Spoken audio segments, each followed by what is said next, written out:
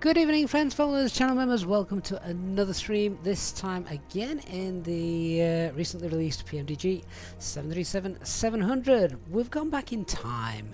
Easyjet, when they first launched, had 737-700s.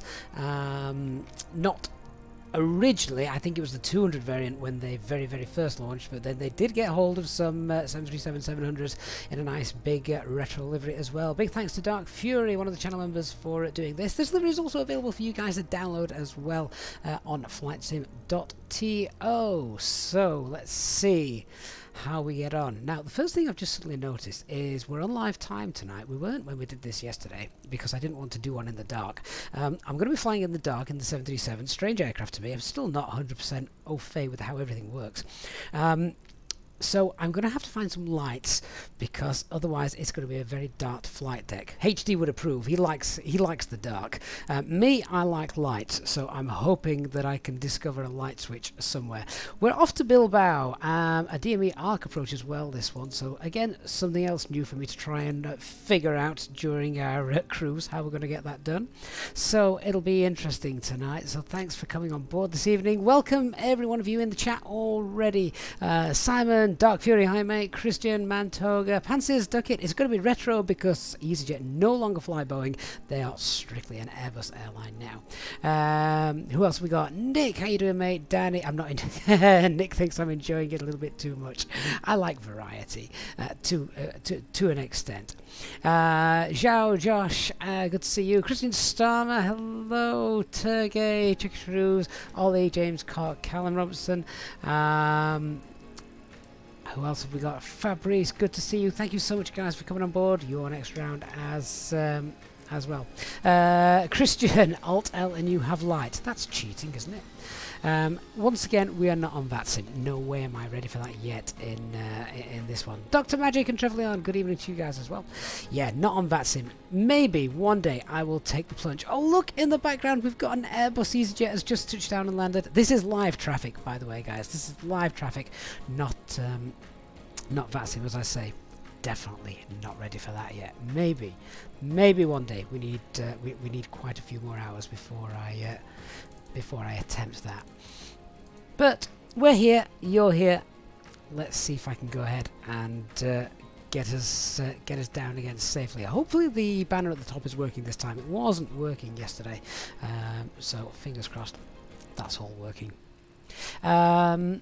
Xiao Roach asks, what are the flashing textures on the side of the fuselage? I think they're from the loaders. If we just have a we can have a quick look, we'll see. They'll be yeah, I think they're meant to be sort of from the from the lights on the top of the on the carts there. They'll be from the loaders. So, oh, Ryanair, let's quickly pan the camera around. Yeah, come on, let's fly. Let's get on board, shall we? Right. So we need to go through the sort of makeshift checklist that I've got and see how we get on. Remember, guys, I am all ears when it comes to help because we need it. Right, the GPU is already connected, but let's get the main battery on. So we can turn that on, close the guard. We can arm the emergency lights. Do that as well. Close that guard. Christopher Shaw, good evening. Turgay and James both saying a nice livery. Yeah, it's from Dark Fury, available from flightsim.to, so go ahead and grab that if you have the 737. We're going to get the GPU ground power on. There it is. Ground power is now on. And then we need to align the IRS, which in order to do that, loving the late night sunset today. If we just come up here, where is it? There it is. So pop that on nav, and up here we want to set to heading. There it is. Why have I not got a display? Oh, there it is. Ooh, I don't like it when things don't work. Right, let's go through and continue these flows. So parking brake on. We're going to put the positioning lights to steady, which I've been informed that that is essentially just like the nav lights on the Airbus. Right, let's go ahead and do these overhead flows. So what have we got? We want the flaps to up, which they are. Yaw dampener. Seatbelt signs can come on when we've refueled, etc. Window heat is... where would the window heat be? In fact, I would imagine that it would make more sense to continue these flows in a much more linear fashion down here. So I would imagine then that for the GPU in a bit we're going to get the aft fuel pump on down here. I'm slowly working my way through these. We're getting there. Let me just change the view to the overhead, which is that one there, isn't it? So ground power is on. The APU generator will be on shortly once we've got the GPU, the APU up and running. So we want to just go down this center console just there. That's fine. Okay, window heat, all of those coming on. Then the hydraulic pumps A and B. I think we pop those on. I actually don't know if we do pop those on or not. I would imagine so. They say electric. We've got electrical power, so that makes sense to me. But please do tell me if I'm wrong.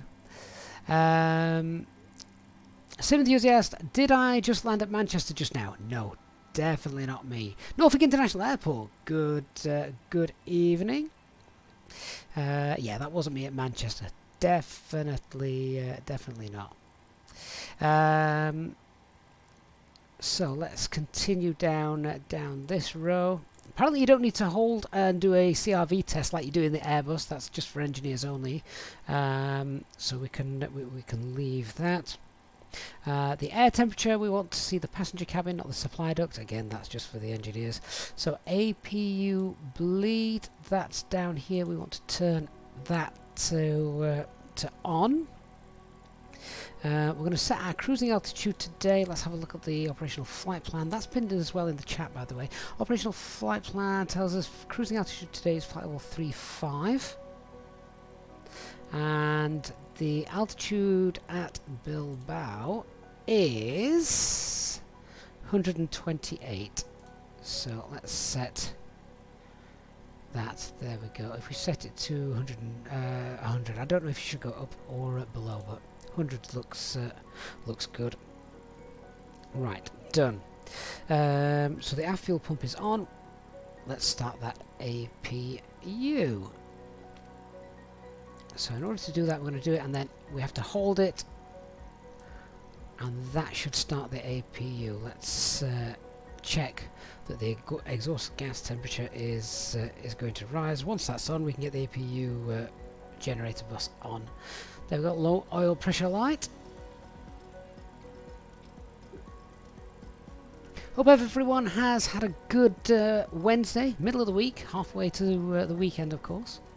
I don't think it really matters quite as much now as it did in the past. Everyone works weekends just as much as they do the rest of the week. There we go. So that's on. Let's get the APU generator bus on, which is there and there. Was that already turned on? There wasn't an off light there. Right, with the aircraft now working under its own steam, let's turn off the ground power. So if we do that. Oh, the APU generator bus is off. Right, can we get that on? That was strange. Why would there not be any like that? I'm presuming that's something to do with the ground power. Anyway, it's okay. We've fixed that. Right, let's come down to the FCUs then. What view can we use for that? Here we go. So before I go any further, let's talk about fuel. Danny says, fuel information closing, a guard switch will automatically put the switch into the normal position, like with the battery switch. Oh, thanks, Danny. There's a little time saver as well. Fantastic. So let's go to the page here, and if we go to ground services, let's see if we can get a fuel truck in. So Next page. Do you know, I'm going to remove the chocks because the parking brake is already on. So let's remove that. That means everything gets disconnected. Oh, actually, no. Can we set that back? Set that back, because I wonder if that's why the fuel truck didn't come last time. Maybe the fuel truck doesn't come if the chocks are not in place. So let's leave that where it all is. And we'll request a fuel truck. What fuel do we want? So plug fuel for today's flight is 7,356 tons. Let's have a quick look then at the weather in Bilbao. Weather in Bilbao, hey, that's not good. I want a better weather than that. Madrid's looking beautiful, but there's no crosswind. So what's going on in Bilbao this evening? Overcast 1,400 feet. Overcast 1,800 feet. Broken 1,400. Visibility is fine, but it's temporarily broken at 900 feet. Right. Okay. Winds aren't an issue. What's the date today? So okay. All right. It could potentially be a bit misty when we get there. What's the SIGMET charts looking like? Oh, SIGMET charts aren't looking too bad. But we are going to take extra fuel, of course, for my contempt of this aircraft. Let's go with... Let's take 8 tons. 8 tons of fuel then. So, if we can request 8,000, please. So, if we do that and hit request, we'll see if refueling starts once the fuel truck arrives. Didn't work yesterday for some reason. Christopher Shaw, you spent 3 hours watching last night's marathon whilst working. Hopefully it'll give you something to do whilst you're working, so that's good. Right. Just waiting to see if this comes in. Whilst I'm waiting for that then, let's see if we can set a payload. Oh, it says arriving. Let's have a quick look outside. Can anyone see a fuel truck anywhere?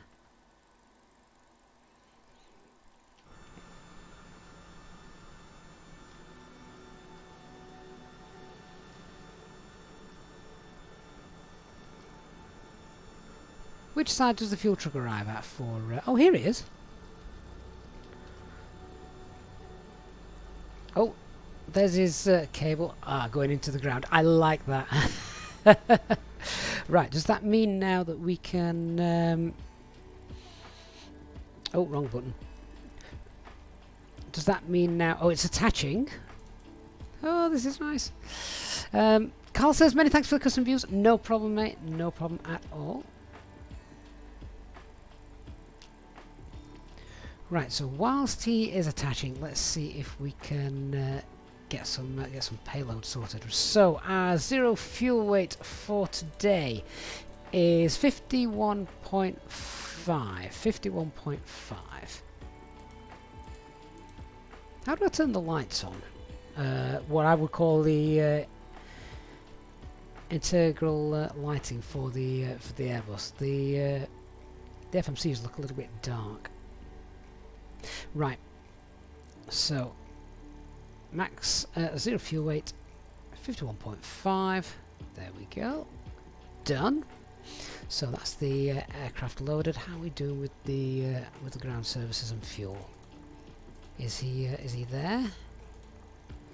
Fuel truck. Right. Can we start?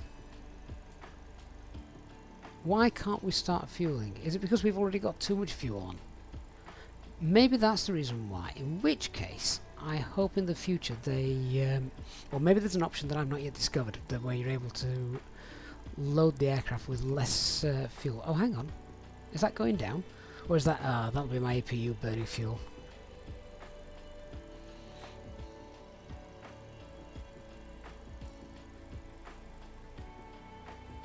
So, I'm guessing... the fuel truck's there, but for some reason it won't let me start. I must be missing something that would let me load fuel. I can do it through the other menu, of course. I just thought it'd be kind of nice to do it this way, if it was possible. I'll leave that there for a second. If anyone knows how to sort that, then Yeah, feel free, give us a shout and let me know. Right, so I'm going to leave that for the moment. Payload is set. Let's come across here and see. We can be faffing around with the payload, etc. over here, and setting up the box over here. Right, so let's see what we're doing. So we need to go to the POSINIT page to begin with, I think. There it is. We are at Echo Golf Golf Delta, and we've got a gate number in front of us. Gate 21.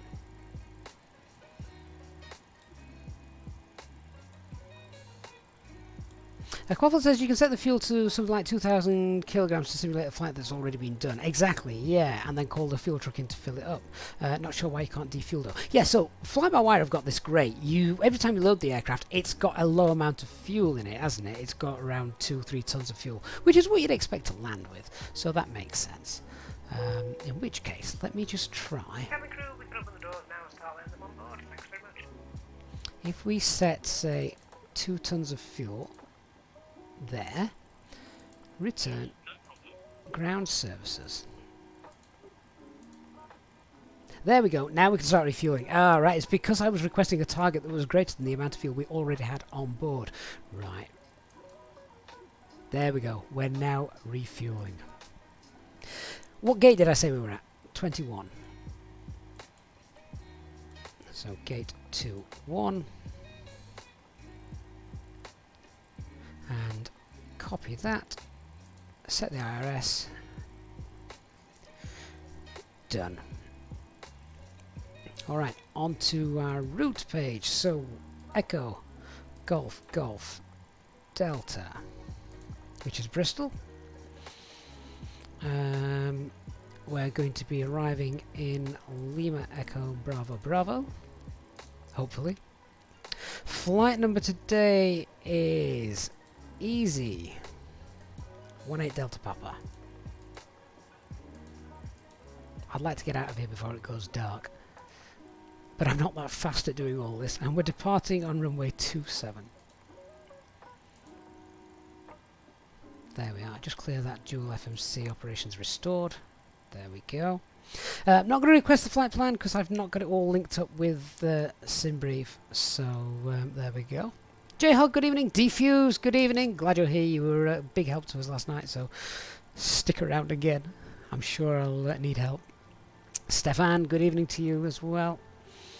Right, now we're going to go to the departure and arrival. So we are departing 27, and let me get the flight plan up. 1 second. Here we go. Right, so we're departing Exmoor 1 X-ray. No transition.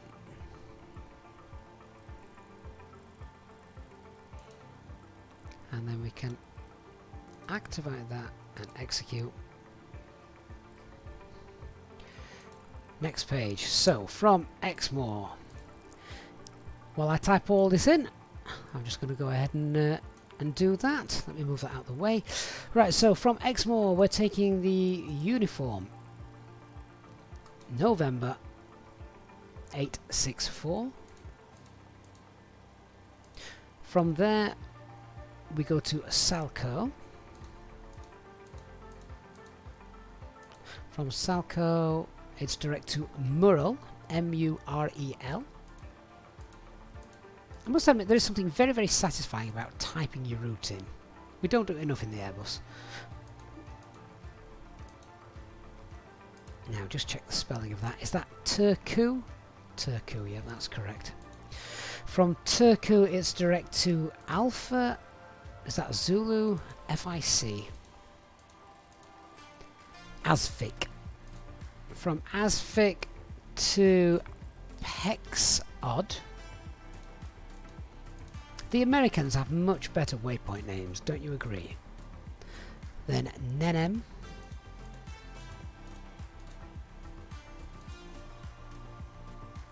Then Uniform November 867.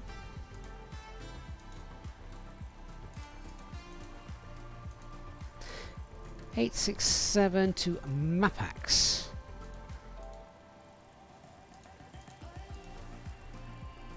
Then that is our last waypoint. So if we now execute that, and then for our arrival, I'm expecting runway 30 ILS Zulu. Is that on the next page? ILS Zulu, runway 30 on the Mapax 2 Kilo. There it is. And that's via Sarah transition.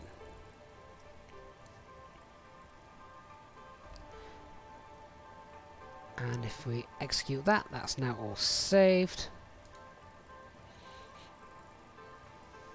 That should be done.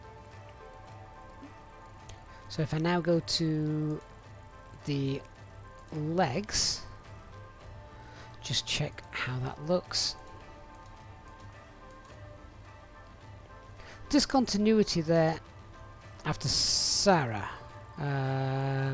So can we, how do we do this? And I can remember how we do this in the CRJ. Do we delete it or do we just copy? It's got a hold built in there.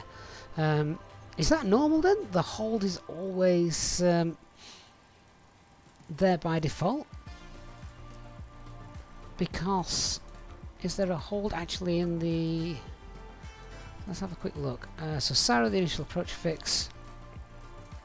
There is one. There is a hold already built in at Sarah. Well, I'm not going to be holding tonight. Unless, of course, I'm too high. So do you know what? That might not actually be a bad idea. I'm going to leave that as is for the time being. But if we need to get rid of it, I think all we do is we click it to copy it, and then we pop it into here, and that clears the discontinuity. As for getting rid of the hold, maybe it's the delete page. I don't know. I'm sure someone will let me know when we're in the cruise. Plenty of time to sort that. Right, let's go back to our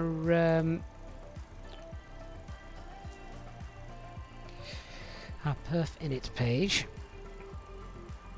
Let's enter the oh, hang on, wrong button. There we go. Right, now let's enter our zero fuel weight again, which is 51.5.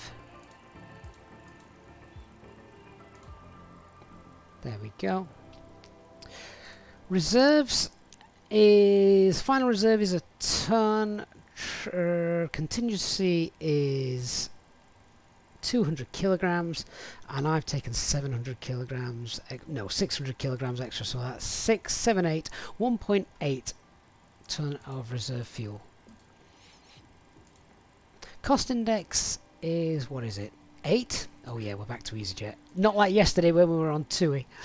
And our cruise altitude today is 5035.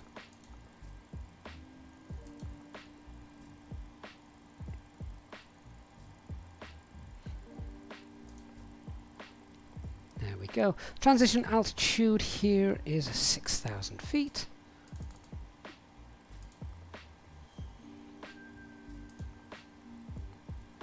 Okay, and set. Krabby1978, 1978, thank you so much for the follow on Twitch. Great to have you on board. Thank you very much for that. Right, once we've done all of that, let's go to the N1 limits. Now, again, I'm not really up to speed with how the reduced thrust takeoff for Boeing is calculated and worked. The PMDG also doesn't come with a calculator for such things. So all I'm going to work on here is the fact that this is a very short runway here in Bristol. So I would have thought you probably wouldn't want to deregulate the thrust at all. So I'm going to leave this set to full power, if you like, but it is noise abatement 2, so that's going to be climb 2. So that's all set. Just going through my notes here. Right, once that's set, let's go to the takeoff with flaps 5.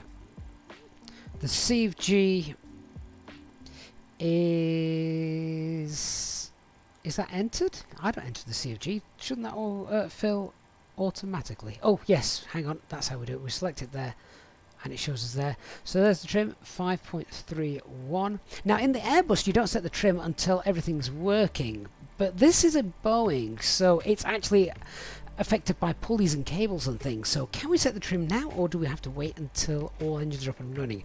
I think I would normally do it, obviously, as I say, in the Airbus, because it requires hydraulic power when everything's up and running. You may be able to do it in the Boeing now you've got the trim value there, so you don't forget.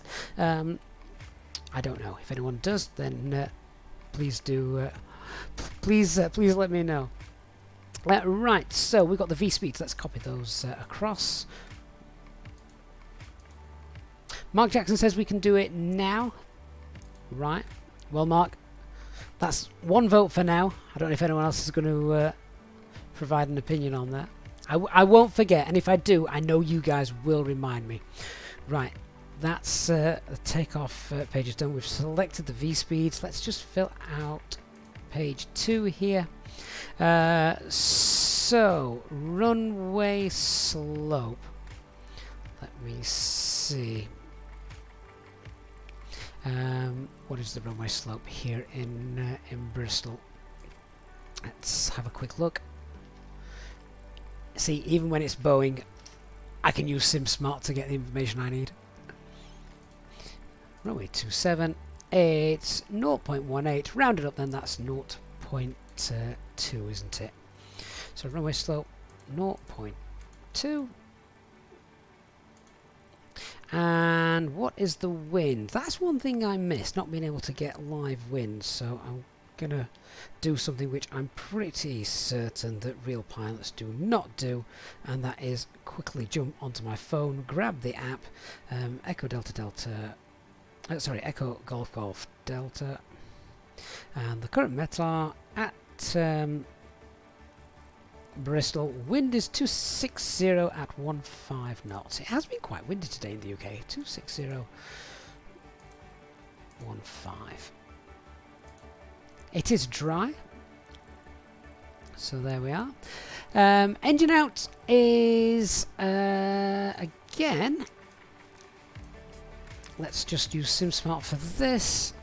Grab that METAR. I could have grabbed the METAR there, couldn't I? I could have used SimSmart for that. There you go, 26015. That would have been a lot quicker. Why didn't I think of that? It doesn't matter about the takeoff weight. All I'm after is getting an engine out procedure. So thrust reduction is 1603, 1603 for the lot. There we go. So 1603, 1603. Oh, that was such an Airbus way of entering it, wasn't it? They're different separate fields here.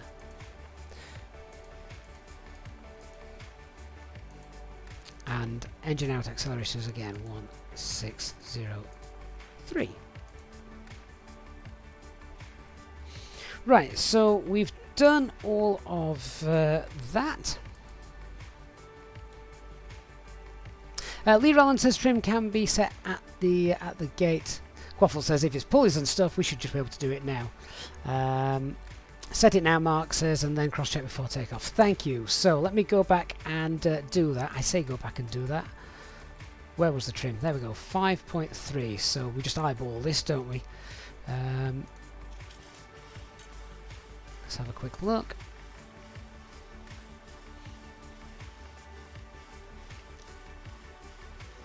God, this takes forever.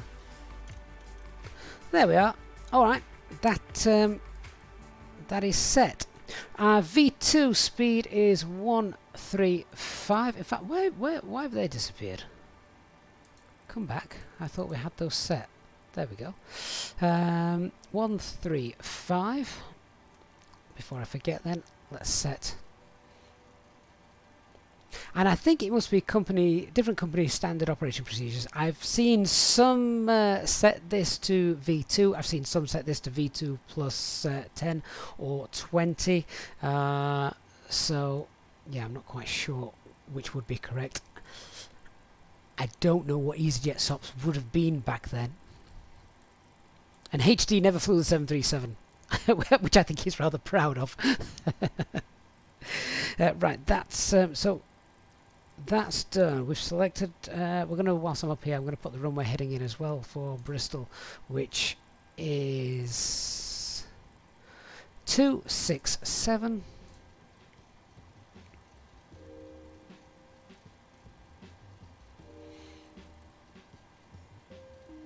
And our initial climb out on this departure is 6,000 feet. There we go. Oh, it's getting dark.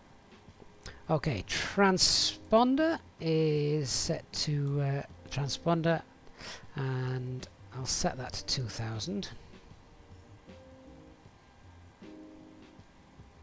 I think there's a way you can set all of this stuff and then just save it. So every time you load this, they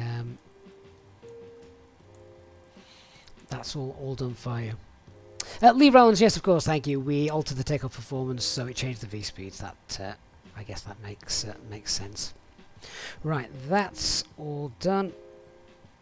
Right, let's go to our descent forecast.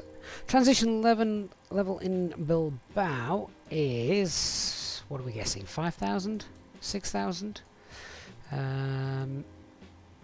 6,000. Let's go ahead and pop that in. There we go. So that's the arrival transition level. And we can now remove the ground services. Let me get the flight director switch on as well before I forget that. We should be able to set LNAV as well. There we go. Okay, ground services. Let's get rid of you guys. And I think a quick way of doing that would be to remove the chocks. There we go. As soon as you remove that, that clears away all of the ground services.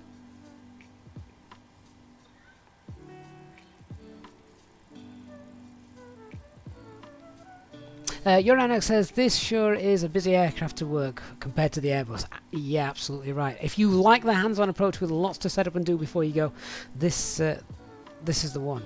Captain Michael says, do the trim now. We've done it, mate. It's all done. Thank you, Captain Michael.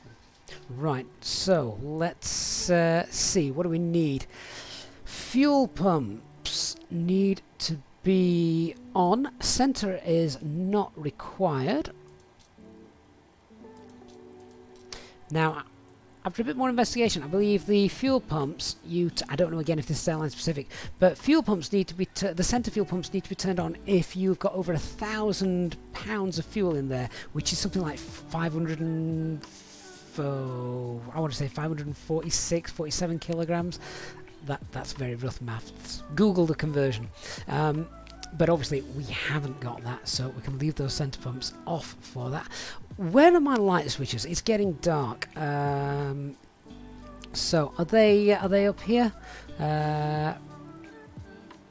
Panel brightness, is that for the whole flight deck or not? No, it's still dark down here. Where's the are they down here?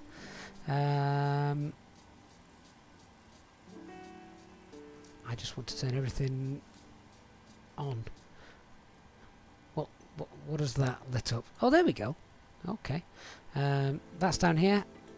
What about the box? How do I get that brighter? Can I turn that bright? It's going to be dark soon. Yeah, if someone tells me how to make this brighter, that would be great. So fuel pumps are on. Anti-collision light before we start to go. Well, that is just as we're about to go, isn't it? And then I'll turn that on. Let's set our auto brake to RTO. Arm the auto throttle, and then I think we're about ready to go. Yeah. Can anyone think of anything I've missed? Hopefully not. It's going to be a beautiful sunset takeoff and a beautiful sunset flight over the Bay of Biscay tonight. GT says it's near the transponder. Let's have a look. Oh, right, okay. Let me come back to that. I just want some lights. Flight deck door. Oh, hang on. Yeah, here we go. That's what I'm after. Oh, thank you so much. So much. There we go. Much better. Not flown this in the dark, so this is going to be kind of fun. We'll turn VNAV on as well. Thanks, Turgay. I have got a note to do that, but a little bit later on. Right. Let's see. Also, new aircraft, new setup. Let me know if the background music's too loud. I kind of like leaving the background music on just for a little bit, particularly when we're not on VATSIM and we're not doing kind of like a real ops sort of flight. It's a little bit more fun and things like that. Mantoga, you think I missed the Airbus? I will be returning to the Airbus very soon. Might even be as soon as tomorrow, depending on how today's flight goes. Alright, so let me just get my systems displays all set up so I can... there we go. Okay. Let me just check that the everything around us has disappeared. Yeah, we've got the tug there. We can call our tug into position. Here he comes. Oh, look at the way the sun is reflecting off that beautiful, bright, retro Easyjet livery. I love it. Captain Michael asks, can you load cargo and fuel from the flight plan file or do you need to do it manually? Afraid I have no idea because I've only ever done it manually. Jean Roach says, I'll never be enough engaged after the engine starts. Fair enough. William FS says, great seeing Gavin, hero stuff. Hey, I'm not a hero, we've not landed. We've not even taken off. Right, let's jump back on board. We're ready to push. So, let's see, shall we? Let's get our anti-collision lights on. We're all set, ready to go. I could use my Airbus checklist, couldn't I, for this? So before start, cockpit preparation complete. Signs are on, our ideas are aligned. We've got our fuel quantity, 8 tons. The FMJS is set. Altimeter is 2991. I don't think so. 1013. Was that the actual QNH? Oh, indeed it was. Nice.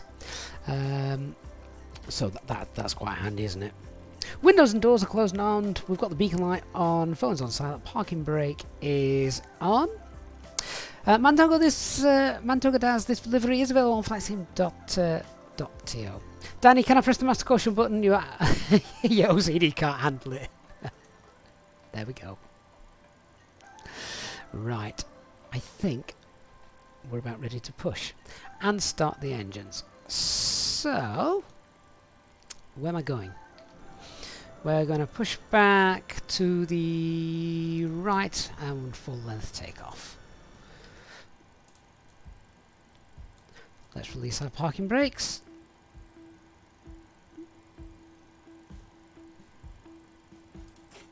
There we go. Parking brakes are released. And let's start a nice steady pushback, please, Mr. Tug Driver. There we go. So, engine 2 first. Ignition and set that to ground. Tigros, hello mate. Thanks for coming on board. Enjoy the flight with us tonight to Bilbao. Grab yourself a drink. We're going to wait for 25%.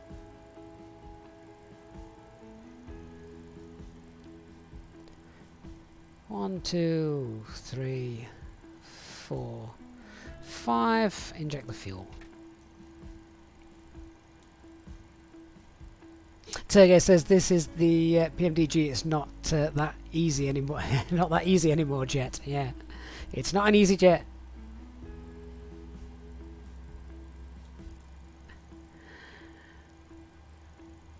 Wait for that to stabilize. Once the start valve's closed, we'll turn on the generator. How are we doing with this pushback? I ended up on the grass yesterday, remember? Zhao asks what scenery I'm using for Bristol. Do you know, I honestly can't remember. I have that many, and that's a big problem. Ryanair's just touched down. There's the Ryanair. Gandhi, how you doing, mate? And a shout out to Simon. Are you watching last half hour at work? How's the pizza doing today? I mentioned that to my wife earlier, and said, oh yeah, we should definitely go for some of that. So that is done, that's closed, so let's get the generator on. Okay, time to start engine 2. No, engine 1. Oh, Airbus.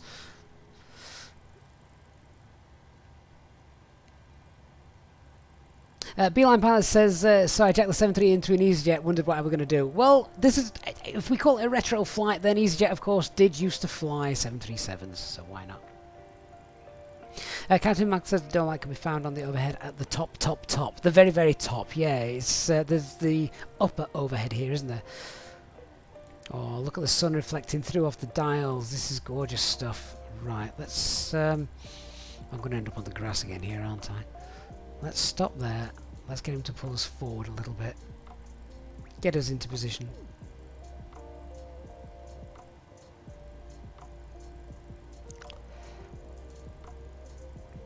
So good evening to everyone if you are just joining us for my second flight here in the 737.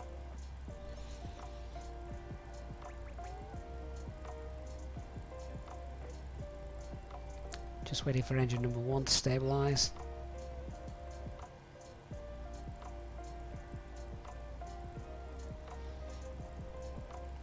Tug driver needs to go back to driving school.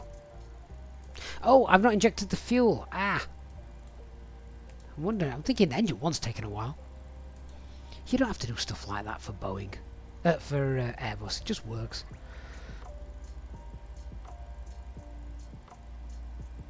Jason, the obligatory mowing of the lawn. Yeah, I need to try getting the toolbar pushback thing back in now. Timothy King, am I steering the tug? I am using pushback helper, yes. Right, there we go. We can stop the push there. That's completed, so set the parking brake.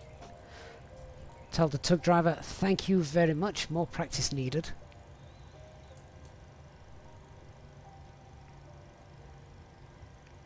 Prita Multi, an Easyjet 737. That's right. Just as they used to fly in the olden days. There's that Ryanair just landed. Actually, that's not a bad job in the end, Mr. Tug Driver. Thank you for that. Colin says I'm enjoying this. I must admit, I am enjoying this. I'm enjoying it's the challenge, I think, that I'm enjoying more than anything. Right, so we need to turn that on. Okay, so now let's go back onto the overhead. What do we need to do up here? We need to turn left and right pack to auto. There we go. Probe heat can now come on. There we go. Anti-ice not required. The isolation valve, set that to auto.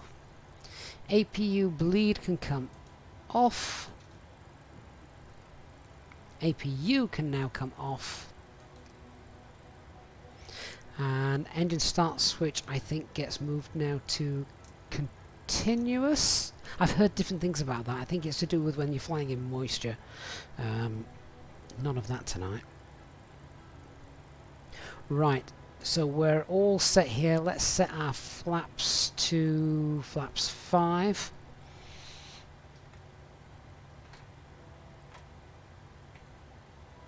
There it is. Flaps 5 is set. We've set the trim.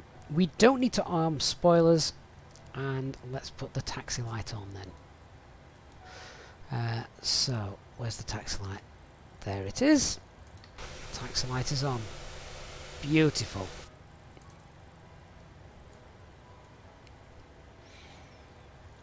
And reset the fuel flow. There we go. GT says I should make up for this stream by flying a Ryanair A320 next time.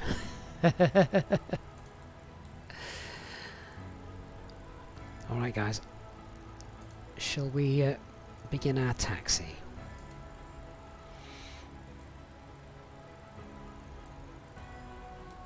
Parking brake is released.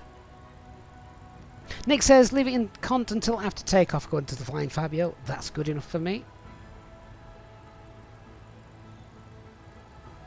Christopher Shaw says this is making him want to get a yoke and throttle, is it?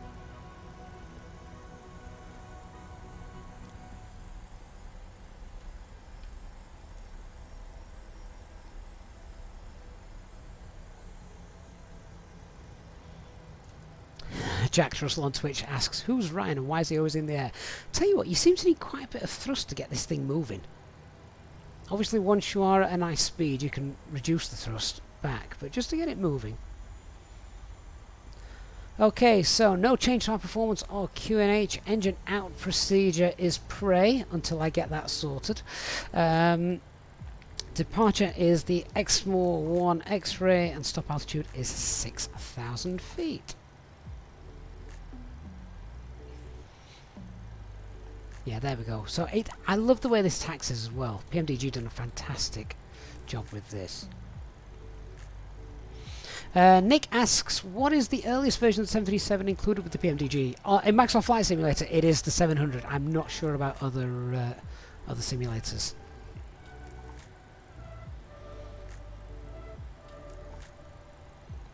I haven't done a flight control check, actually. Should we just say it's working? It's working. So for those of you who just joined us, we're all set up. We're about to leave Bristol. We're heading down over the Bay of Biscay today to Bilbao. A good hour and a half's flight, so another nice long stream for you this this evening while we try and get to grips with the aircraft. And yeah, looking forward to the arrival in Bilbao. We'll have to check that out via a DME ARC to contend with, and I still feel like I'm configuring a little bit too late. We only just met the approach speed yesterday when coming into Palma.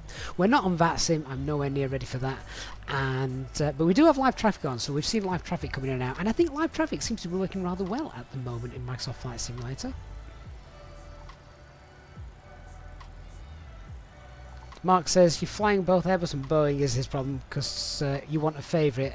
You wish you were biased. Have I gone the wrong way? I've gone the wrong way. We don't taxi to the end here, do we? Ugh.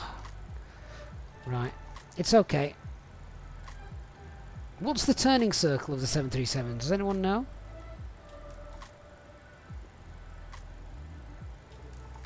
No brakes. Hi mate, says Phew. Finally back in an Easyjet. It is. It's just not an Airbus Easyjet. Jason, UFOs. Yeah, UFOs all over the flipping place with these orbs. Are they UFOs or are they ghosts?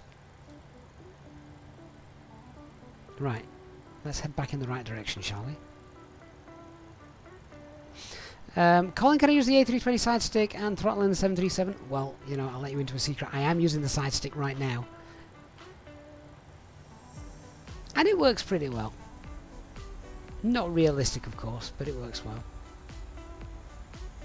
Josh, yeah, that's right. I'm just getting those engines ready with a little bit of extra taxi time. Steve says you've just seen a checklist for this thing. It's huge.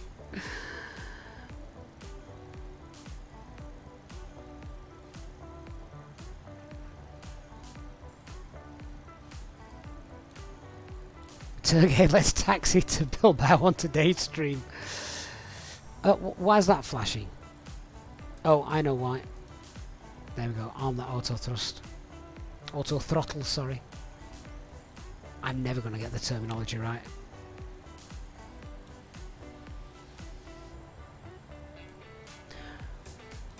Okay, so let's just hold it there. And we shall get all our lights on.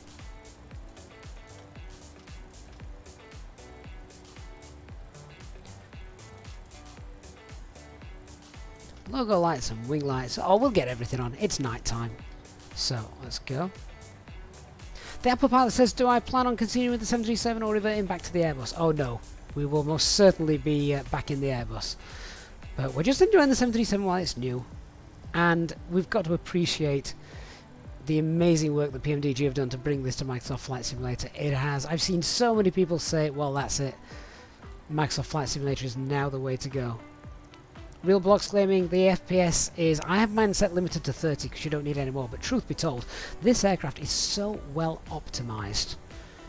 Far more better optimization than the fly-by-wire, has to be said. Much as I hate saying that, but it is.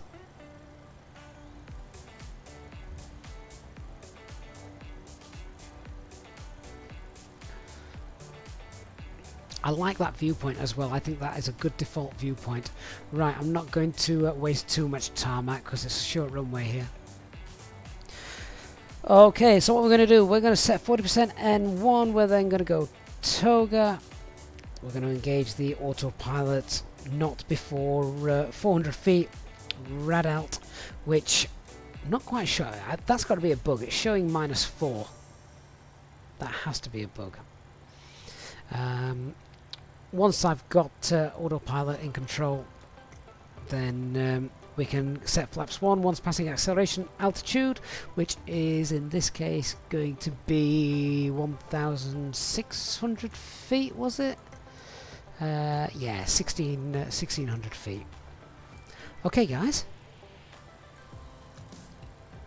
Let's go. Bit of forward pressure. And we'll hold on the brakes. Set 40%. N1. Release the brakes. And toga power. Oh, why is that not armed?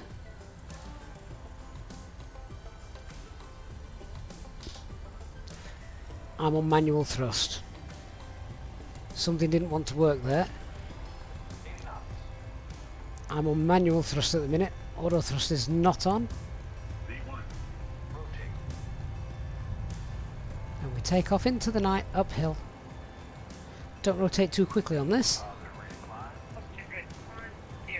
Gear is up. Auto thrust is now engaged. Lower that nose. Autopilot is on. Oh, why is it... is autopilot 1 engaged? M1 LNAV VNAV speed. Yeah, that's working. That's okay.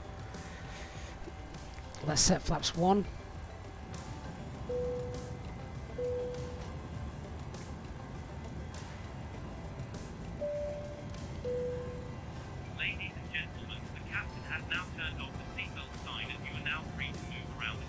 Have I? I don't think I have.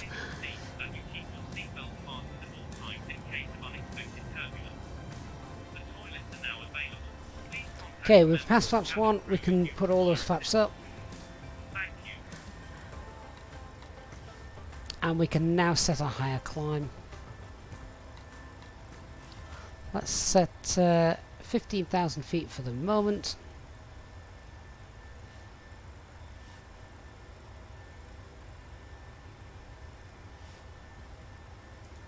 In order to do that, I think we hit the alt intervention, is that right?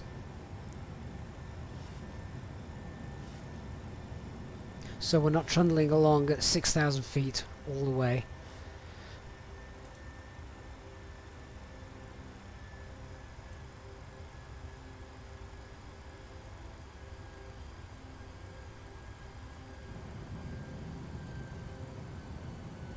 There we are, holding 250 knots. But I want to climb, so 250 knots. If we hit level change, that should now command more power, hold 250 knots, and give us a climb up to 1,500 feet.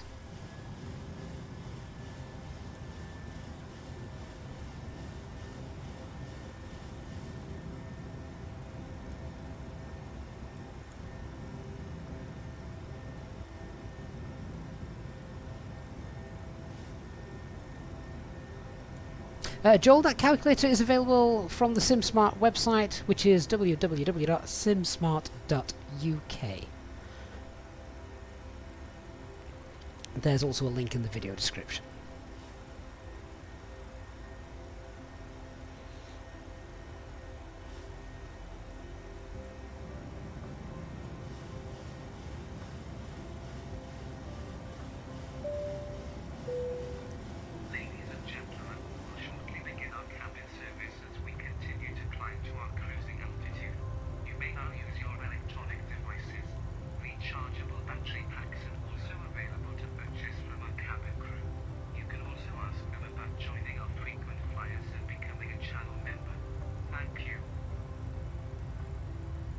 Lee Rowland, transponder, thank you. We've not got TCAS set, have we? There we go.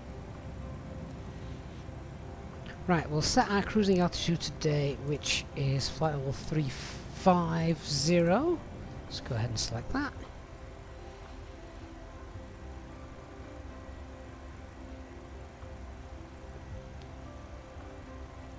And I think now... Are we past the constraints? No, we've still got constraint at X more, but if we go into the legs, can we delete that constraint just there? By pressing the delete key, does that work?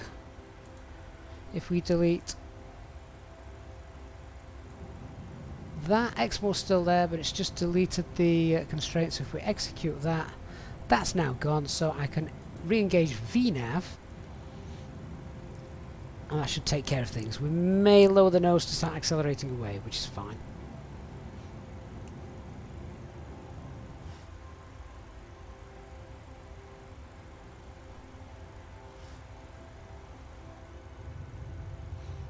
Oh, look at that. A last hint of sunshine.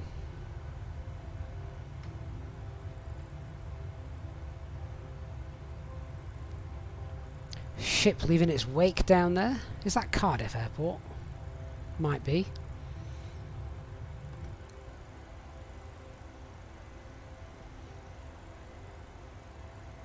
I think we can turn some of the lights off as well, can't we? We'll be passing 10,000 feet and sort that out. Lee Roland says beautiful takeoff to the skies. Was a bit hit and miss because of the auto thrust not doing its job. Needle of the Sky says after takeoff checks. I don't actually know what they are. Airbus doesn't have an after takeoff checklist. But one of the things we do need to do is sort the gear out. Now, in order to do this, this is a bit of a pain. I need to drop the gear and then put the gear back up again, like so. Wait for those lights to go out and then set it to off. And that's just because I'm using the Airbus TCA pack for that, so we can now set that to off. We've obviously passed 10,000 feet, so all the lights can come off, etc. Don't need those. Oh, look at the sun reflecting off that. That's beautiful, isn't it? Look at the reflection there on the glass. Fantastic.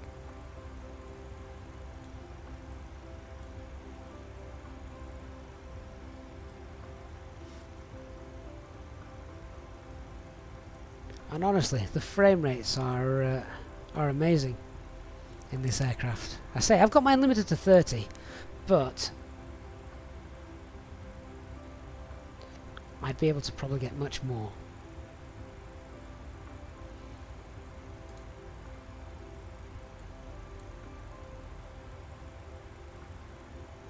Newbrick says the retro Easyjet livery is really great, but we should have done Luton to Glasgow, the very first Easyjet flight. We will do that at some point. At the moment, I just need a bit more time in this aircraft.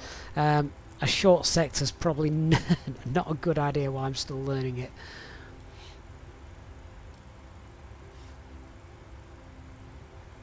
Auto brake can be turned off as well.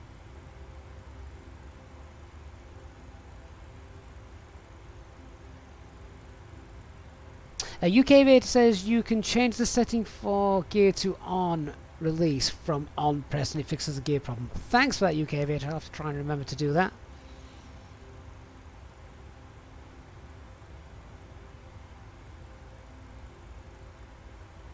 Needle of the Skies, check pressurizing. Now you're assuming I know how to do that. So are we over here? No, that's the pressure. Or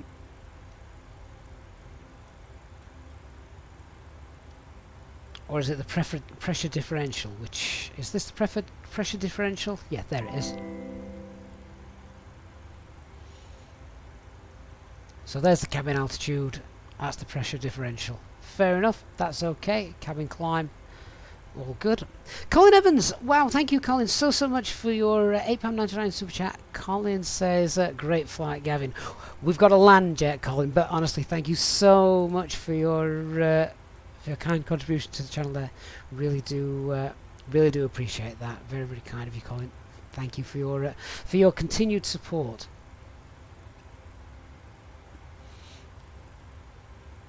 Now, one of the things that I also forget to do here in the Boeing is we need to align the heading with where we're flying. The reason for that being, and I thought I couldn't understand why initially, but the reason for that is because if you're flying on autopilot in nav mode, or LNAV as we are here in the Boeing world, and ATC said to me now, right, fly heading for separation, heading, what are we on? We're flying heading 187. It said fly heading 160. I said fine, heading 160, and I press the heading select button because I want to come out of LNAV and go into heading mode. Well, if you noticed, it was still on the runway heading, which was what, something like 260 degrees. So if I'd have done that, pressed heading, I'd have started turning right until I spun the dial all the way around to 160. So that's just the reason that you need to try and keep that aligned with the direction that you're going. Turgay says you can't wait for the day watching me doing a PMDG real ops flight. Oh, Turgay, I don't know if that day will ever come. I need to get my hand on some real SOPs for that and then learn them. And the Airbus SOPs are about to change as well, so I've got to get my head around that when they come out. That'll be a fun day.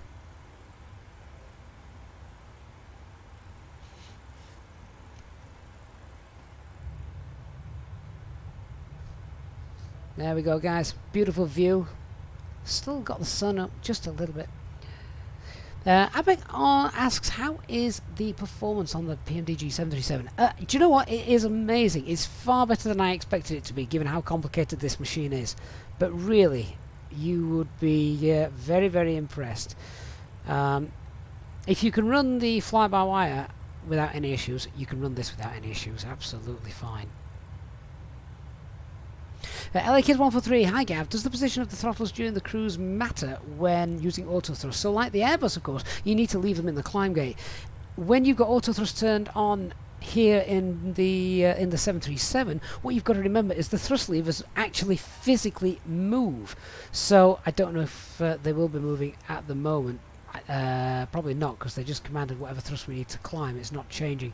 But no, you in the real aircraft, these are motorized. They move. So whatever thrust auto thrust is setting, these move so you can see them.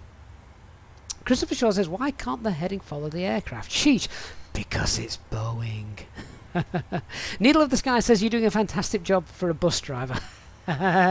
Needle, you're not by any chance a real world Boeing driver, are you? If you are, please stick around, because we need you. All of us who are migrating temporarily. I say temporarily, of course. Alex, it says, it shows the benefit of the coding language PMDG used as opposed to the one used by fly-by-wire when it comes to optimization. Honestly, I was so impressed by the optimization of this aircraft. The first time I loaded it up, I was expecting, like I say, I capped my frames at 30 anyway, and I was expecting it to struggle, you know, at big airports like Amsterdam or something like that. And it didn't. It just breezed along. So it was fine. Right, 1,000 feet to go. and then we'll be at our cruising altitude.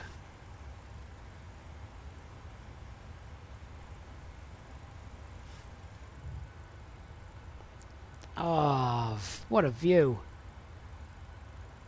Alimish, hi everyone, hope you're well. Look at that, what a view. I love the reflection on the wing there. That's something else, isn't it? That's Microsoft Flight Simulator. Really good stuff.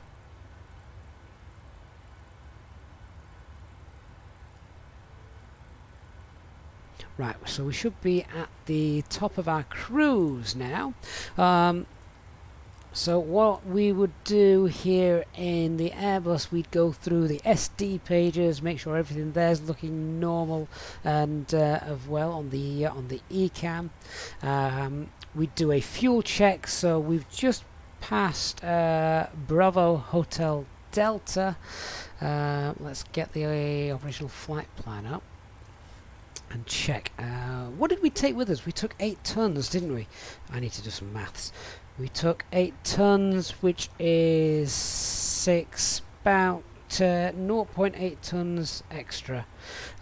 So a Bravo Hotel Delta, what should we have? Do you know what I didn't do? I didn't start any of the timers.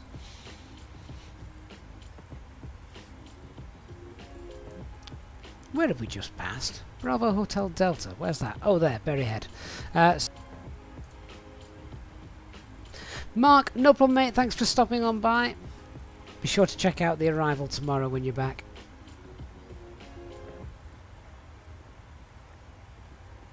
And Mark says bank angle set to 10 above 30,000 feet. Really? Okay. I guess that's a bit of passenger comfort. We can do 25 in the Airbus.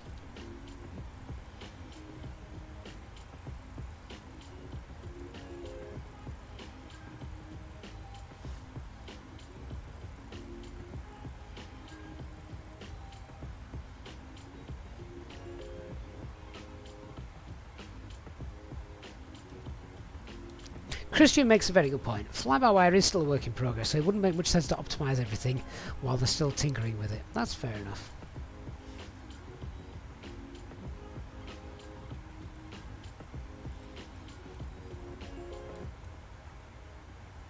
Right, so what I would also do then at this point, now we're sat happily in the cruise, is I'd be firing off some weather requests. I'd also have airports on the EFIS as well, so we can just get some good situational awareness going. Nick says, did I go from continuous to off? No, I didn't. Let's set that, shall we? There we go. Needle of the Sky says, don't forget to set the landing altitude in the pressurization panel. I think we've already done that, although good question for you, if indeed you are a knowledgeable Boeing driver. Bilbao is something like 120, what's the elevation of Bilbao? Yeah, 128. So, would you go with 100 or would you go with 150? Which would be your choice? Alexander, the Bilbao scenery I am using is indeed free. Blizzard Extreme shouldn't have been a stream crash. I think everything's still working well. Certainly on YouTube, I think everything's there.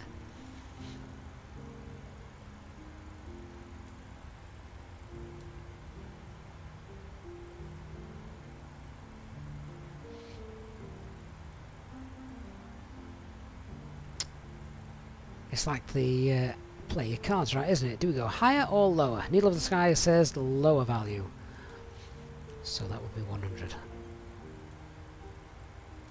Rotafib, hi mate. One thing I've seen on this that really impressed me, you can filter the airport shown by runway length in the FMS options. That is cool. That is something that the fly-by-wire guys could do with nicking that idea. I don't know how easy it would be to do, but that is a really cool idea. Shall I tell you one thing that I really like about the Boeing that the Airbus doesn't have? Okay, get this right. I am going to give Boeing a big thumbs up for something over Airbus. And no, it's not the ability to track a VOR, which Airbus can't do, but we're good pilots, so we don't need that function. But it's the fact that here on the navigation display, it shows you your heading in digits.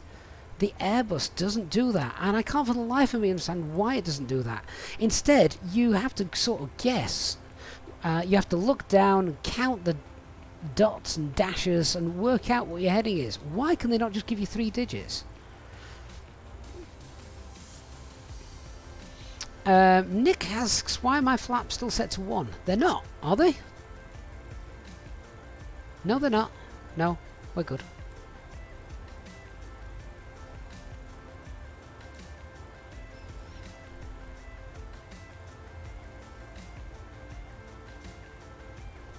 J-Hog says, I've been drinking. Did you just hear that correct?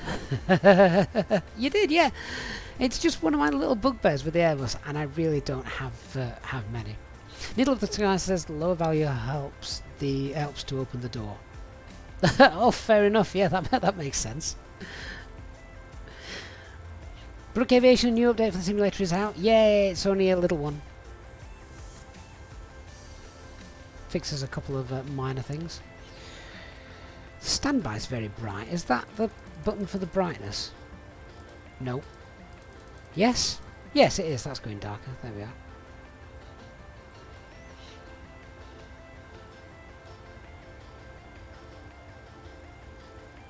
Quaffle says, what does he know in a stream full of bus nerds? I mean, this is my second flight in the PMDG, and I have to admit I'm enjoying it. Not because I like the particular setup of the aircraft and the flows, but just because of the complexity and the work that PMDG have put into it. Christian, I knew you were going to come in there and say thank you for dimming the standby. That's your bugbear in the Airbus, isn't it? But yeah, one of the things that I guess I can ask you guys is, are you do you like this kind of stuff? If we have sort of like these retro Easyjet streams in the 737, we obviously have the real op streams that I love doing in the Airbus. I mean, it's no secret, the Airbus is my main aircraft, of course, but we've now got variety. And when the Phoenix comes, oh boy, can't wait for that. Bacon352 says, been struggling with the central displays. Only the lower one display unit seems to work. Why is that? Well, I think the lower one's usually blank unless you've got an issue. But they can be changed by using the main flight display buttons just here. So you can change the engine displays there, look.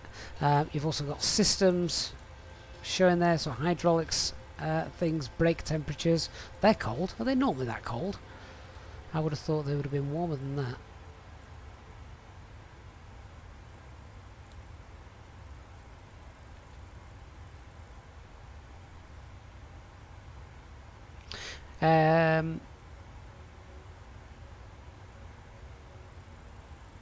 Danny says to Rotofib, yeah, there's a lot of customization you can do in this. You can change the types of brakes from carbon to steel. Also, there's short field packages, external lights package, high angle of attack packages. They have thought of everything. I've not even touched all of those just yet. Christian says thinks variety is good. GT says it's a nice change, but only if I enjoy it too. I enjoy it because you guys are here. That goes for almost every stream I do. You guys make this community, you make the channel what it is, and I think we've also recently passed 22,000. I've not even had time to do the 20,000 subs appreciation stream, so guys, thank you so much for helping us get past 22,000 subscribers. I mean, that is incredible. The big landmark would obviously be 25. Let's see if we can push it that far. Mantoga Dad says you prefer the real ops Airbus flights, but this is quite entertaining watching me trying to work things out. Yeah, I'm trying to apply Airbus logic to a Boeing, so yeah, I guess that that is something.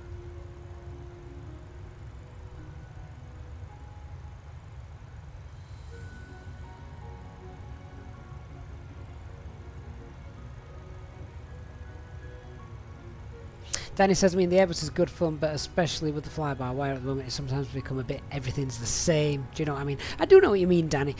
What I like about the Airbus flights is the planning, the working things out. Just as, you know, the pilots have to do in the real world, understanding the modes when we're in like a high stress situation, not high stress, but you know, with VATSIM, you know, lots of air traffic, listening out for the calls, making those as realistic as possible, which is essentially what the channel was based on doing, adding as much real world stuff into the simulator as we can. And obviously when the Phoenix gets released and the amount of detail that aircraft will go into, like the PMDG, you know, random failures and things like that are really going to add some sort of variety to it, failure management and such. Quaffle says, all of us flight enthusiasts are wishing for the moment to need to land a passenger plane in real life because the pilots have gone down. Yeah, but Quaffle, what if I happened to be on a Boeing at the time? Of course, we don't really want that because that would be an incredibly dangerous situation. But I know what you mean. Zhao says the ADI supply source needs to be switched on the overhead. Oh, go on, Zhao. Give us step-by-step instructions because I have no idea what you mean. So this the deviation indicator.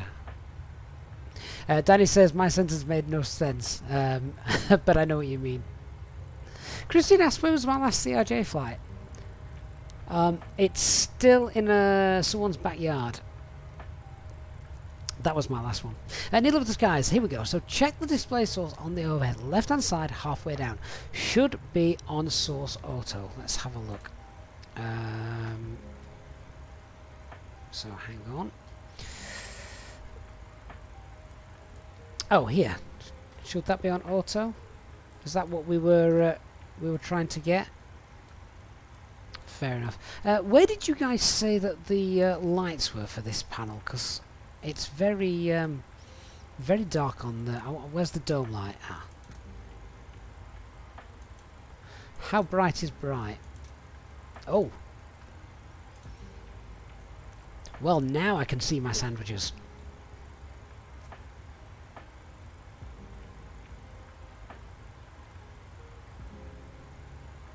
Quaffle was correct, Christian, the last time I crashed it. I just have to say, that wasn't entirely my fault. There was a bug with the simulator. The thrust levers weren't working correctly, and I hadn't realised that an update patch had been released before I hopped onto stream, so it was unresponsive. Mantoga, when has the Phoenix been released and what is the cost? I'm afraid I don't know. Dr. Magic says, what are the main differences between the fly-by-wire A320 type and the Phoenix type in the real world? The engines are probably the biggest difference. And of course the Phoenix is payware, so it's a much more, if you like, finished, rounded product.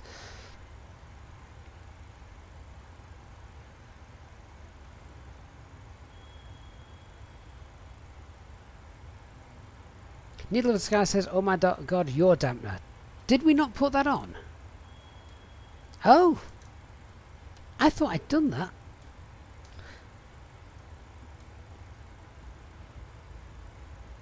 Can someone just rewind? I must be going crazy. Can someone rewind back to the start of the stream when I started doing those flows? I could have swore I flicked that on. Never mind.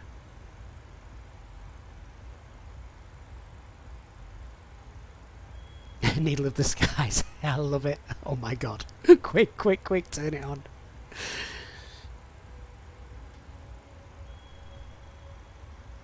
Danny says, look, see, you can perfectly fly it without the yaw dampener. You don't need it. Don't use the rudder. Problem solved, Christian. That's right. Bacon352 says, you're still unsure whether to get the Phoenix once released or not. You feel quite a strong loyalty bond with the fly-by-wire team. Well, yeah, because everything they've done, not just for the Airbus, but I think for Microsoft Flight Simulator in general, has been amazing, hasn't it? The thing to do will be watch some of the streams as soon as it comes out and see how you feel about it. And I know that's what a lot of people are doing with the 737 as well.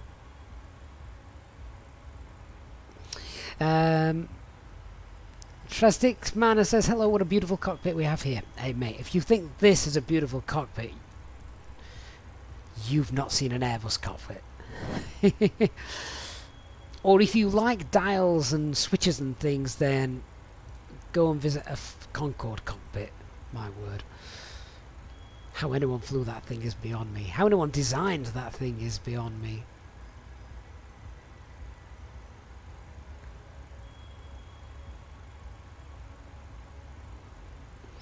Quaffle says the U adapter will not turn on if the IRS is not set to align. I thought again it was. Yeah, the IRS was set to align. Sort of like it's the third thing on my checklist after turning the ground power on.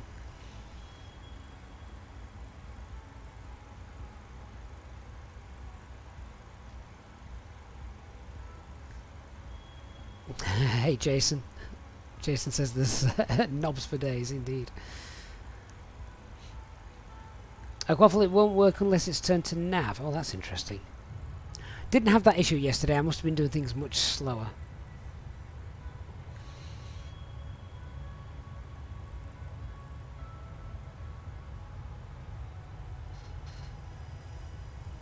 Beeline Pilot says the Phoenix will kill the fly-by-wire, unfortunately. I'm not sure I agree with that.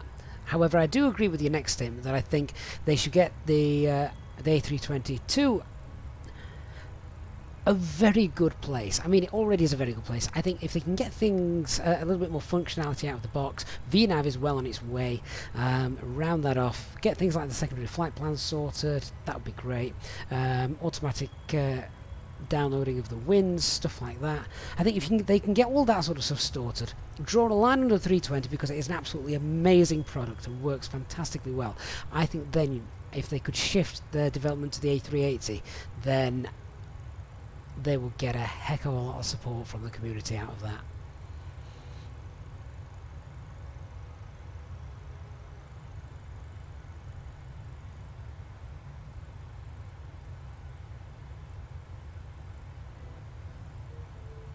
Craig says you intend on using fly-by-wire Neo as well as the Phoenix, both heavily used in some fleets. Yeah, exactly. EasyJet have both, so both can be used here as well on the channel.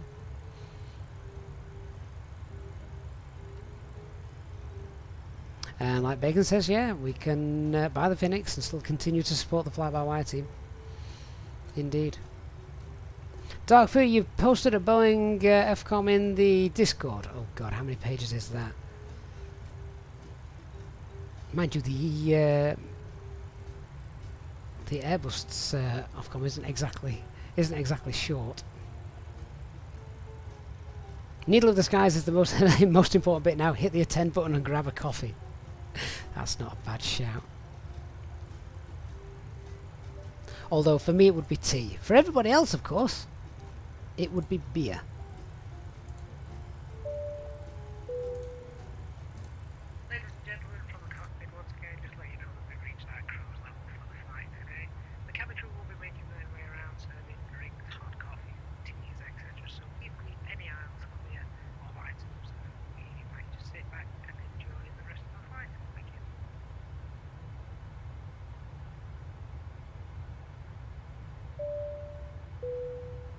Ladies and gentlemen, we are about to commence our service of hot drinks and alcoholic beverages. Please assist us by ensuring your tray tables are down and that the aisles are kept clear of bags. Our drinks menu can be found in the pocket in front of you. We serve a variety of local and international coffee, tea, beers, wines, and spirits. Please note that alcoholic drinks will not be served to those under 18 years of age. We accept payment in cash or credit and debit cards. Thank you for your support of this channel.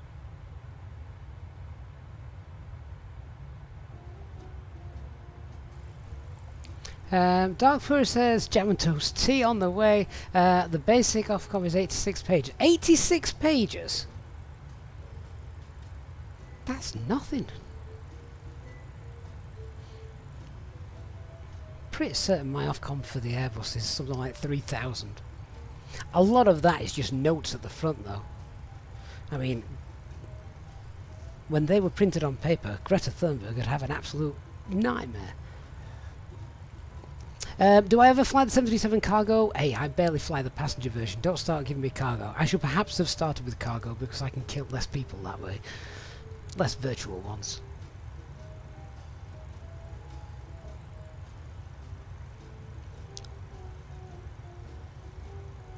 Craig says, aren't Aerosoft still doing an A320 as well, which will swamp the market? No, I don't think so. I think they're working on a 330, which would be nice. Beeline Pilot, you would love to fly the A380. Yeah, me as well. Would love that. Dark Fury Royal Mail flies 737. Yeah, is that something like Titan Airways or something like that? Needle of the Skies. Interestingly, this CDU software is based on the 2007 software update, version U10. Currently, the 737 is running update 17. Interesting. I would not know what the difference is. I think you can actually change the colour of the FCU or control display unit. So you can change these in the settings to amber. I don't know. Should I have a play? I don't want to break anything. Let me see. So, oh, the thrust levers are in the way. I was going to use the first officers, but if I go to menu, setup, is it aircraft displays, flight director? So you got the split axis or the single queue, ground speed, VREF. What else we got?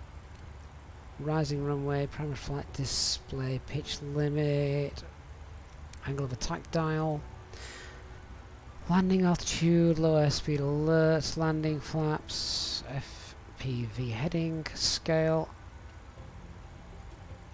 track up, range, show next altitude constraint, VOR course lines. Other traffic show all or filter. Minimum runway length. Yeah, there you go. Minimum runway length there.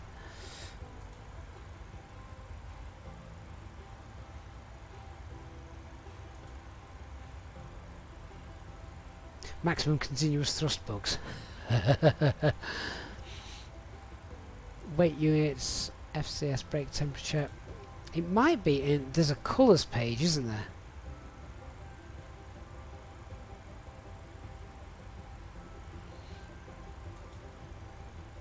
Yeah, where would that be? Is it in the equipment? You can also change the MCP type, so Collins or Honeywell.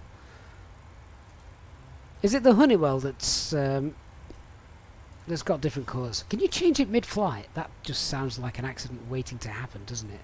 If we do that.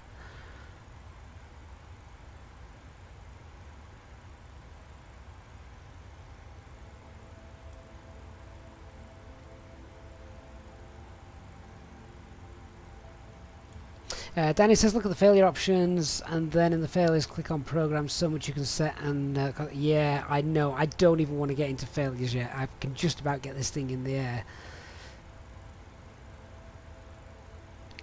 air. Dark says in the FDS there's also a performance setting that adds the heads up display as well. Craig, the A330 will indeed be a very nice addition, looking forward to that. Quaffle says there's a A350 in a freeware one in progress, for those of you that don't know. Yeah, I had heard about it, but I've not seen any of it. Beeline Pilot, the Honeywell is the old one. Oh, is it? Oh, okay. Christian, you like the A220 cockpit because it looks very futuristic.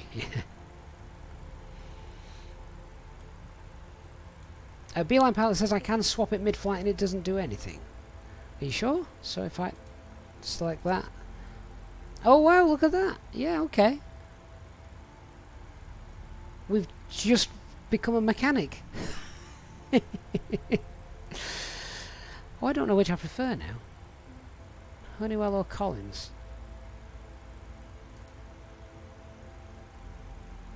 That's great though, isn't it? I like that.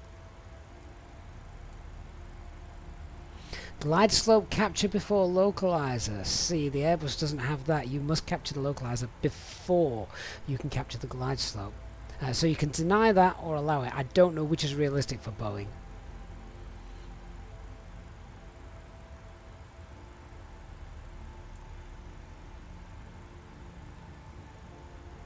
Quaffle says go and get the autopitos on if you don't already whilst in the menu. Do you know what? I'm going to leave those to auto, just to manual, just because it is then different from the Airbus. Hey Gandhi, how you mate? You finally finished work and heading home on the tram. Glad you could catch some more of the stream. How's the flight going? It's going very well, Gandhi. I think we were perhaps a little bit quicker than last night. Yeah, I think we were perhaps a little bit quicker than last night in setting things up, which is nice.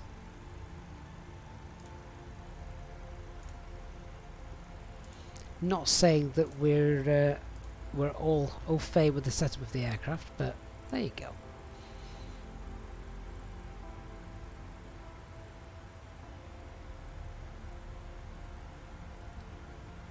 Flash says deny is realistic. Thank you, Flash. What should be here? It looks like there's something missing there. I don't know what.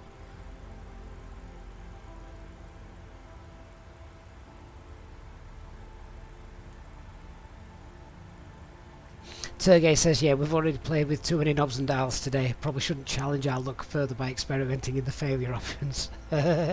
No, indeed. Ryan, there's also an option that allows you to change the fuel cut-off switches to ones that look a little bit more like the A320. There are additional options for SATCOM domes as well. I have seen that. Yeah. Ryan says, will I try and change the colours of the display unit? Probably not.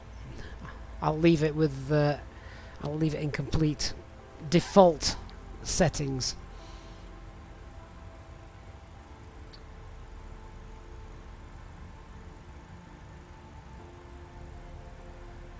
Christian says if you ever end up on the glide slope without being on the localizer first, you and or the air traffic controllers made something go terribly wrong.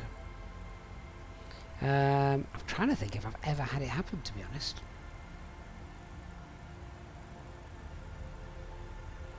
Danny says, click the analog standby setting in the CDU. Where was that?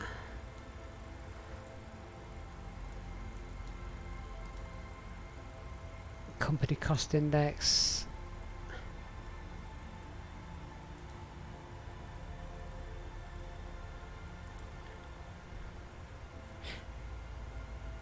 See, I'm going to turn some of these off. I don't need calls at 400. I don't need calls at 300. 100's good. 50, 40. Why is the 40 off? I'll keep that on.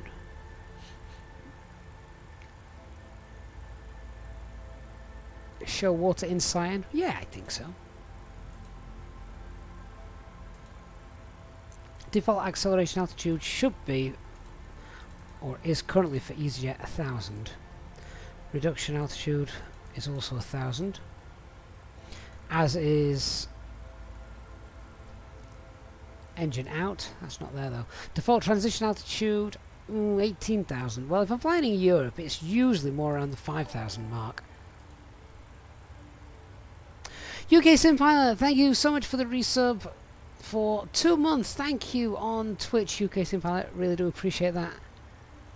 Thank you for your continued support.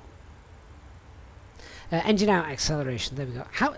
Just one thing though, once I've set all this, how do I save it?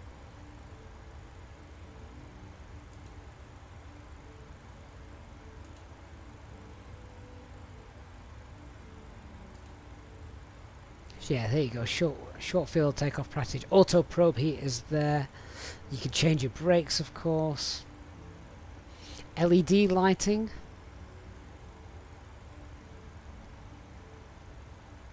God, there's so much, isn't there? Wi-Fi antenna. It's amazing, all this stuff. It really is.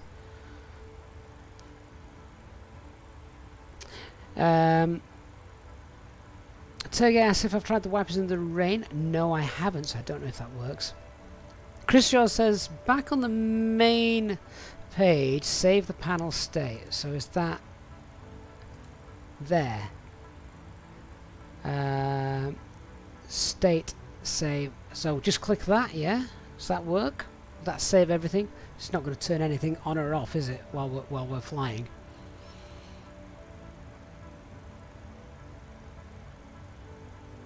Because I thought, just as Flash has just said, the save panel state is to save the setting of the switches and things.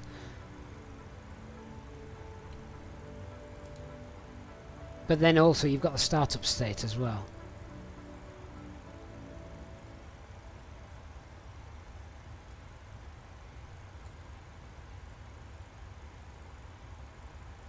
I'll wait for some more people to chime in on that. I'm not sure. I'd like to think that everything I've just said has changed, but I guess we'll see for the next flight.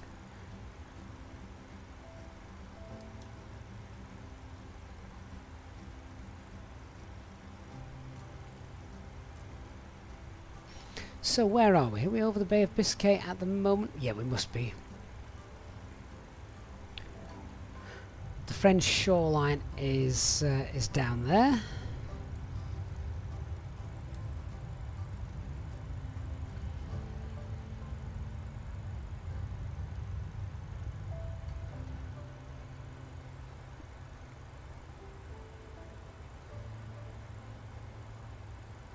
Flash says all of the equipment settings are saved automatically for each airframe. Well, that's interesting because I had to change it from pounds to kilograms when I started this stream. Where yesterday, of course, I was in kilograms. The only thing I've changed, of course, is we've got a different livery. So maybe each livery affects things. So it may be livery dependent.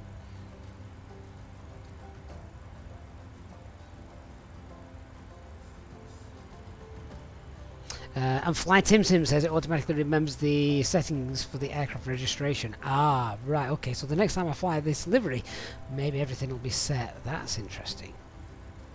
And you can transfer them to a different livery too as well, can you, Ace? Fair enough. Well, we are flying our beautiful retro Easyjet livery. For those of you that haven't seen it.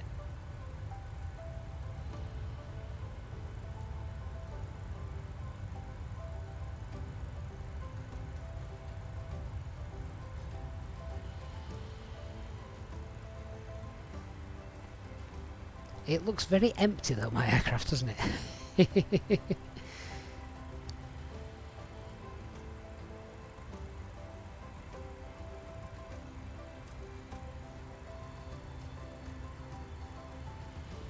Have I messed with any of the ground services? Only to have them there right at the starts of streams and flights and things. So yeah, they look really good. How long will it be before someone comes in on and mods them on flightsim.to? So instead of it saying PMDG down the side of the bus, etc., it says Easyjet or whatever. Probably not long, I'm guessing. Chris Shaw says, yeah, exactly. That's why all the settings you set up for your TUI didn't transfer to the Easyjet. Well, we've done it now. Fingers crossed that's all sorted.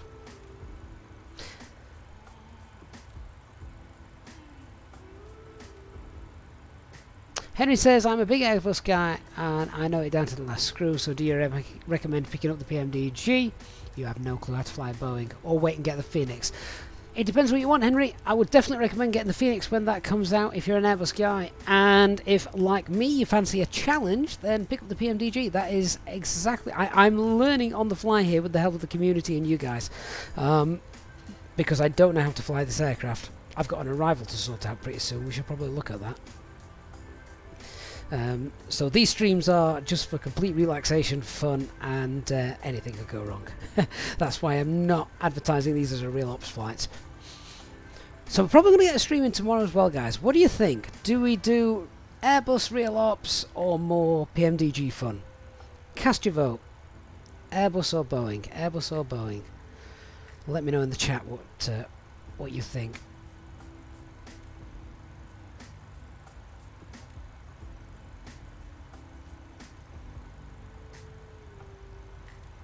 Dark Fury says you can also mod the seating too. What? So we could have channel members in there, couldn't we?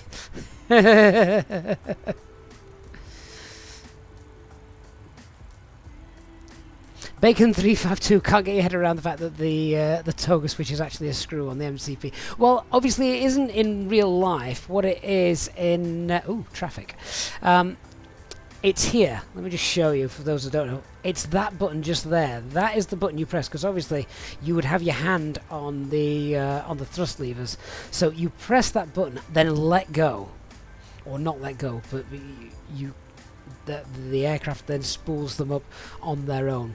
But obviously for a single pilot in the sim, you want to be looking that way out the window. You don't have any tactile feel, so they've just made it this little click spot just there. Now, is that traffic going to show up on my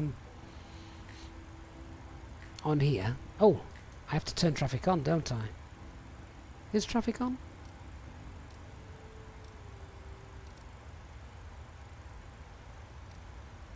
No, if it is, it's not showing.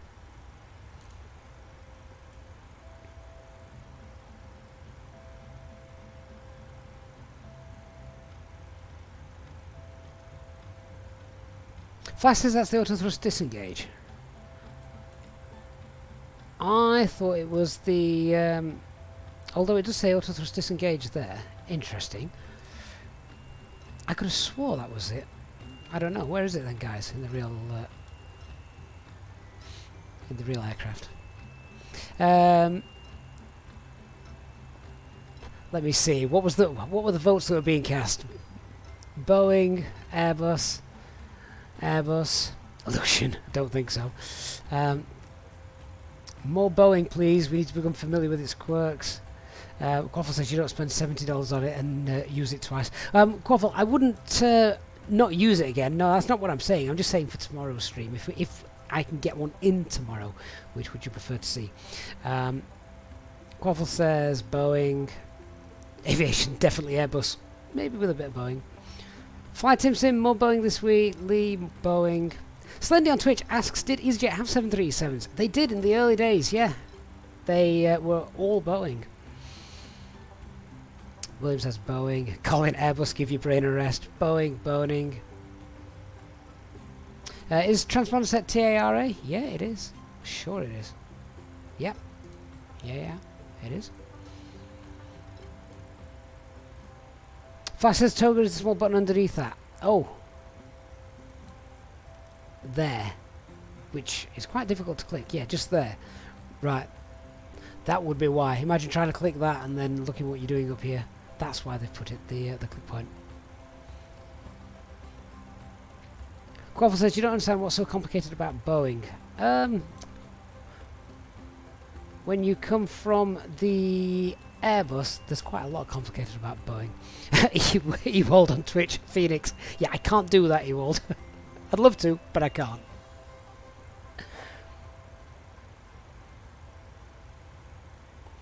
Terge says you now understand better why the Boeing guys from X-Plane and P3D hadn't switched to Microsoft Flight Simulator, but you can imagine a boom now in Microsoft Flight Simulator from X-Plane and the P3D community as this PMDG has been released. I've seen a lot of people saying stuff like that, yeah, on the forums and things.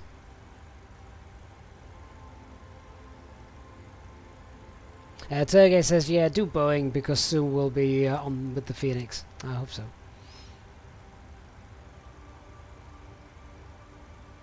Coffin says, go and disrespect Airbus by flying a 737 to the Toulouse factory.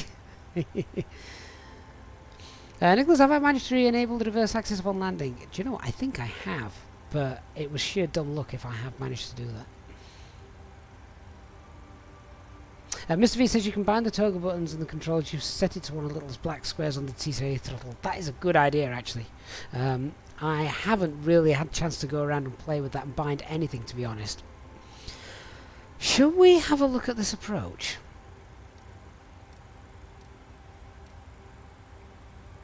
And see what's happening.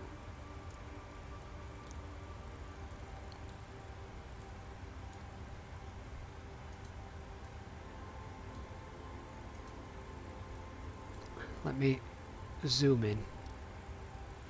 Oh, look at that DME arc. I like that. That is spot on. So there's our DME arc that we've got to fly. Right, so we're going to get rid of the hold. We don't need that.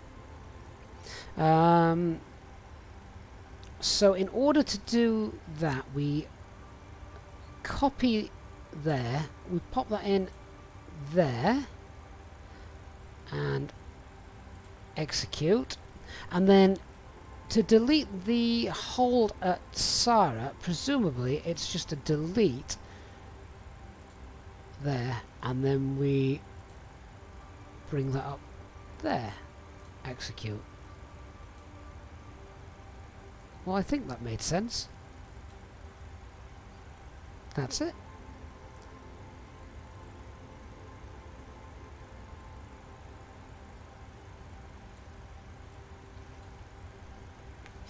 So I just want to check. Needle of the Sky says, always have your next waypoint visible in the nav display. Adjust range as necessary.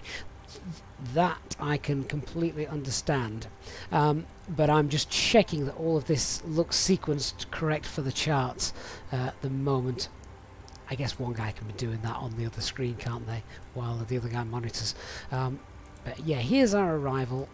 So there's our 22-mile DME arc, which brings us in then at Sarah. At Sarah, we want to be at well, in the hold, minimum hold is 6,000 feet, and then as we leave the hold, we're getting down to 4,900 feet. 4,400 feet is our platform altitude. Neither of the Sky says you can bring the... I could have brought the 117 Tango into the scratch pad to overwrite the hold. You don't need to delete it. Oh, fair enough. That makes sense. We shall know for next time.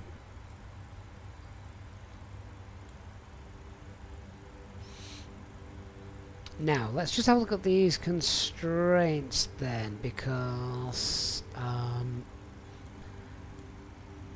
let's just go back to the legs. Where are we? So on MAPAX we need to be above flight level 100.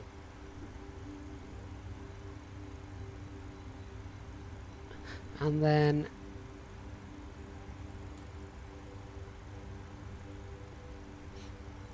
as we're going down from that, we want to be getting down to, is it 6,000 feet? 6,000 feet at Sarah. Well, 6,000 feet is okay, but how far away is Sarah from... so Sarah is 18 miles out.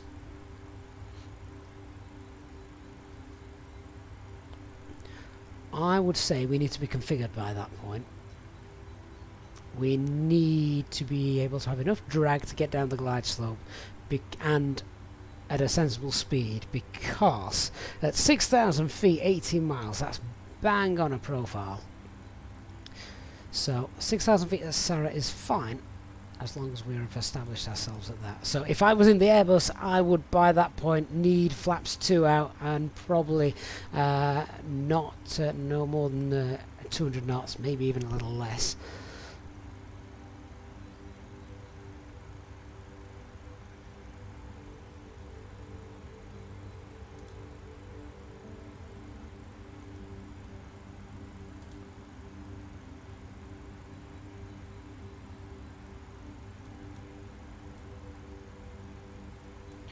So let me just check what speeds we've got programmed in here as well then, because that will affect how we get down here. Yeah, so at Sarah I would not be planning 240 knots at Sarah. I would be planning more like sort of maybe even 200 knots. Now this is where I become unfamiliar with the capabilities and the performance capabilities of the Airbus, of the Boeing. Needle of the Sky's glide path angle is 3.4. Yes, so it's steeper than the normal approach because of the terrain above it. So I would probably be looking, if due to that 6,000 feet at Sarah, I honestly I would be I'd be thinking, if I was in the Airbus, I'd want 180 knots. I would want 180 knots. Config 2, that's enough drag, get us down the glide slope, and with that drag as well, throwing the gear out as we go down, get closer, we'll slow down to our final approach speed.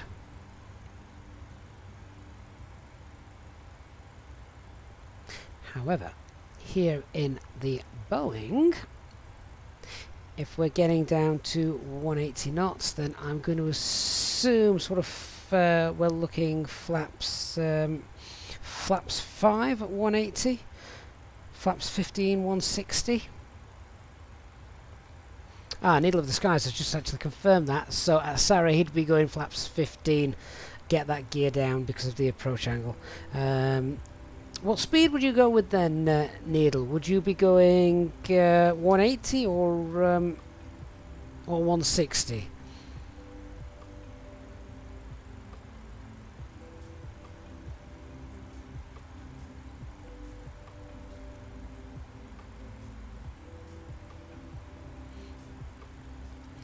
And given that, I can probably look at just entering a bit more information, because as we were doing the Boeing, yeah, can tell I'm tired. As we were doing the Airbus, we would then program and put in some speed, so then the flight management guidance computer has as much information as possible to program in the fact it knows early on when it's going to start slowing down. It's got those to build on with. So Needle of the Skies, 170 knots at Sarah, configured. Right. Okay, so if I pop in here 170 and do I have to type in 060 there? Try that at Sarah. It'll obviously need to compute all this stuff. Execute that.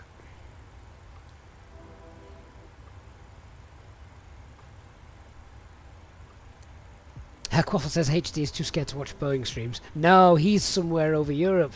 He's working for a living.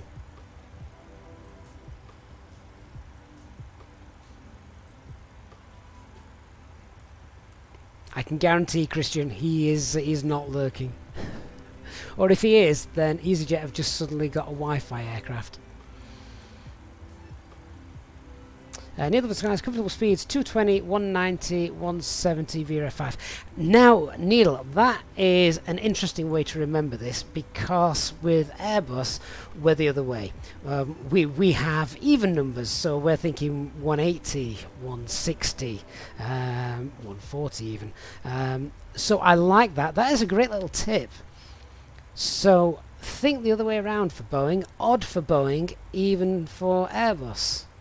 I like that. That is a great tip. VRF plus 5. Well, speaking about that, let's have a look. So, of course, this is Boeing. I need to set some things up for the approach. So, 110.3.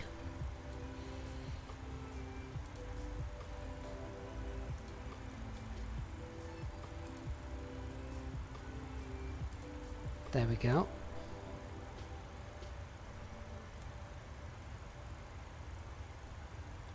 So we've got that set. What's the course for the approach? The course is 297. I mean, Bilbao's a pretty tricky airport to get into anyway. Need to pre-plan it. Right, so that's the course all set.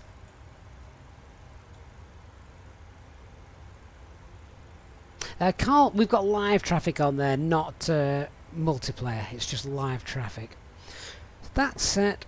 That's set. So now we need to work out what the VAP speed is going to be.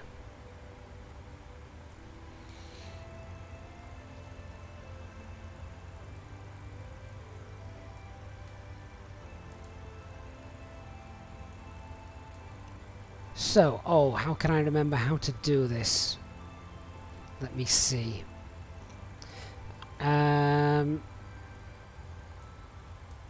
So the VAP speed.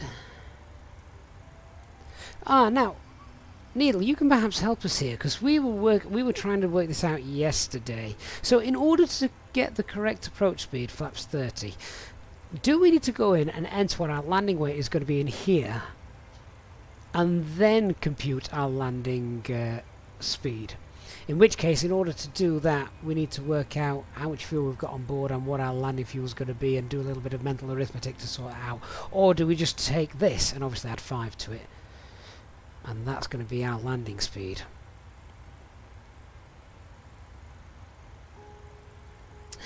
Christian, you're off to the horizontal position. Good night, my friend. Let's see you soon. Don George, we're using 737-700 version, which is obviously out for Microsoft Flight Simulator.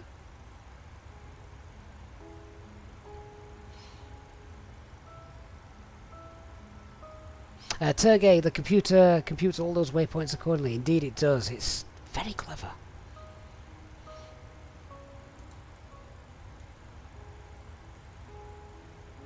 You know what this means? Getting to grips with Boeing a little bit. It means whenever I'm watching Aircraft Investigation now, I'll know a little bit more about what they're on about. If they're investigating Airbus crashes, which let's be honest, there's not been that many, then you're watching it and thinking, oh yeah, you didn't do that. Oh, why did that happen? Oh, that's not right. I'm watching ones about Boeing and other aircraft which I know nothing about. And I think, okay, well, I'll just wait to see what the investigators discover because I've got no idea what's right or wrong with that aircraft. So Needle of the Sky says, yeah, just pop it into Scratchpad and write it back in. Thank you. And runway length is... not that page.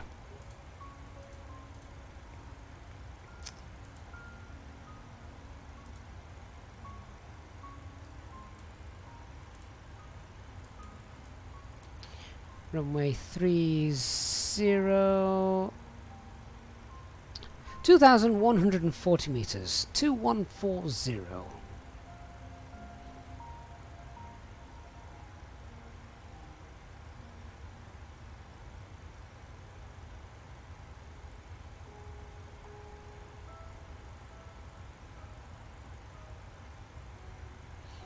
So I've seen a couple of ways that pilots have done this. A few people work out what their landing weight is going to be, enter that in here, that updates the VREF, and then they pop that in here, and obviously then when we're coming into land and we're using and we're setting the IS up here, we use whatever speed is in there plus 5, and then if not, I've heard other people say as well, like Jao Rocha's just said, do it before the IAF, so then you've got your landing weight. But I think that's a bit too... I don't like leaving things that late. I like to have things set up ahead of the game.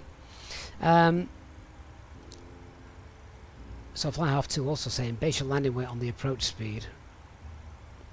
Needle of the Skies, flaps 40. Right, Needle of the Skies, can you give us a rule of thumb for flaps 40 versus flaps 30? Runway length, conditions presumably. What do we think? Man, I'm so glad you're here. And are you on our Discord as well, Needle? If you are, you need to make yourself known to me, and we'll have a chat. Needle of the Sky says, yeah, that's fine, or update closer in. So if we were to go to our legs page, find out what, reset the MCP altitude. Wow, are we at the top of descent already? Surely not. Oh, we're getting close. Okay. So our landing is going to be... Christian, good night, mate. Thank you for... Thank you for coming by. Oh,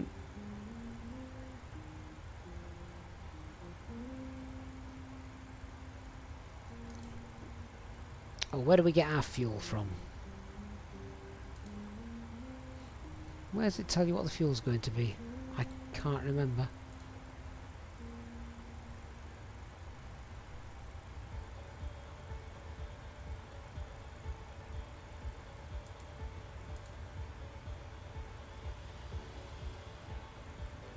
Oh, I can't remember where to see what your landing fuel is going to be.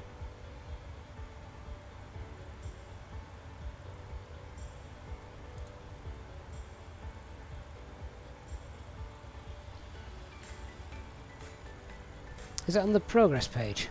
Oh, thank you, thank you, thank you, thank you. Right, so we're going to have 4.5 tons of fuel in there.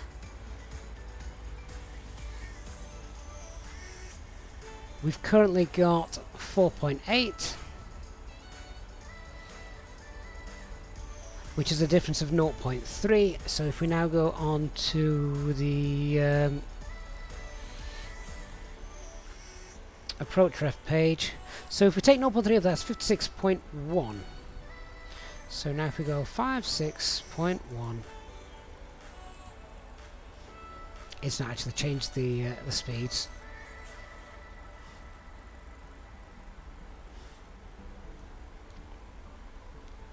So we're going to set flaps 40, 128 plus 5, so our approach speed then is going to be 133.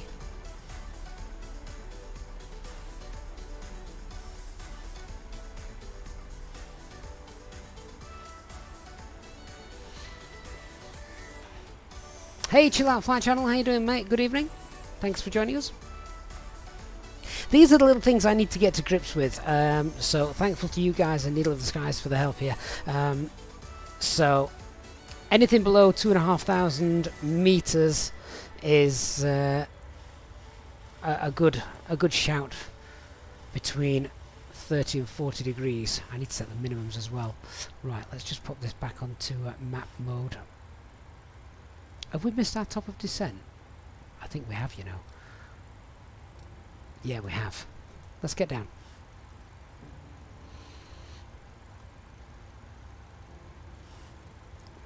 Right. Let's...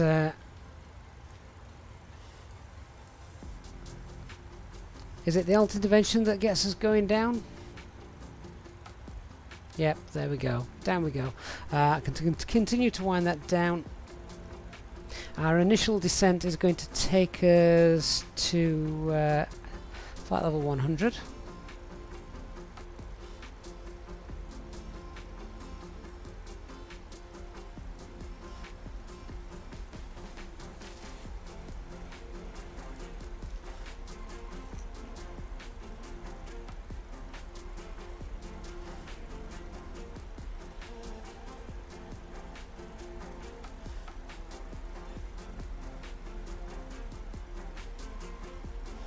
The VNAV on the thing's great, so it'll catch up, I'm sure.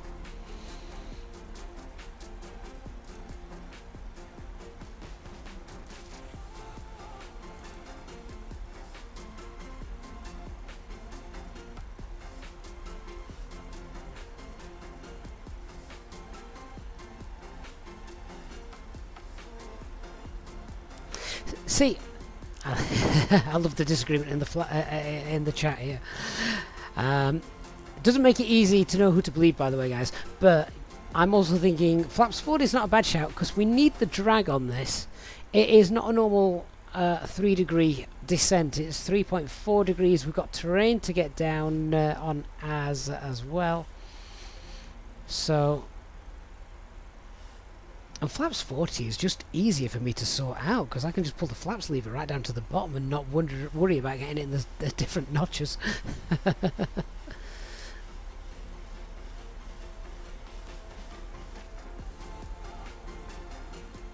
We did flaps 30 yesterday.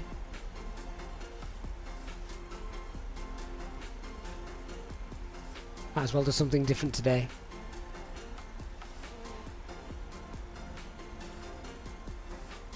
Henry, does it display when you'll catch up the intercept point? I don't think it does.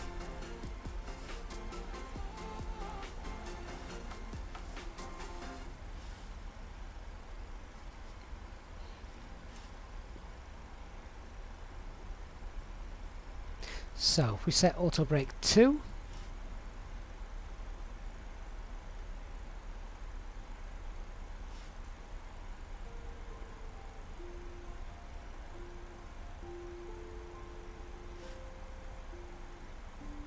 You can see though to the foot how far above the profile you are, look, and we're catching up with it, so that's all okay.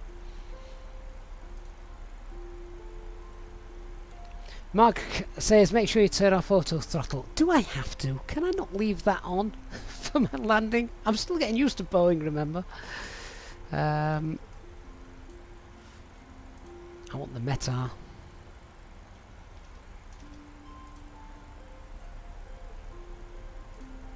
Using this because there's no way to get... Oh, automatic... automatic... what's it's not working?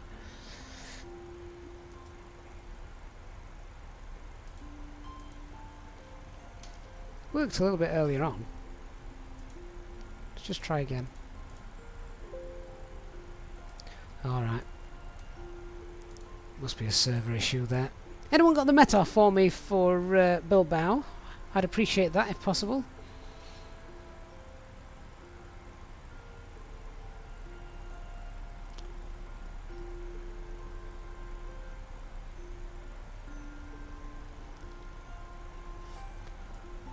So, in my mind, I'm going to do it an Airbus way, and then I'll try and transfer that into Boeing. So, in my mind, I want to be green dot. Well, I would like to be green dot by here. After that, I would like flaps 1 pretty sharpish as we get down to about 180 knots here, then 160 knots with flaps 2 as we start to approach Sarah. Translation to Boeing, we're going for 170 knots, flaps 15 by Sarah, and there is no such thing as green dot. Flash, thank you very much. Loving the wind. Temporarily 900 feet broken.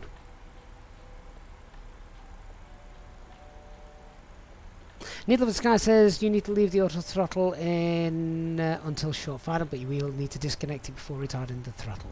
Fair enough. Does the button work on my thrust leaders to disengage the auto throttle? Yes, it does. Look at that. I've just disengaged it. Excellent. Now, re-engage that.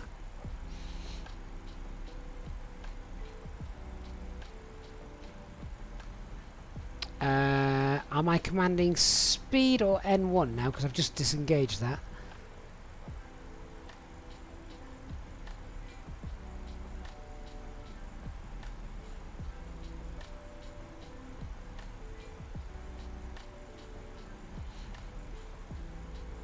Henry says flaps 1...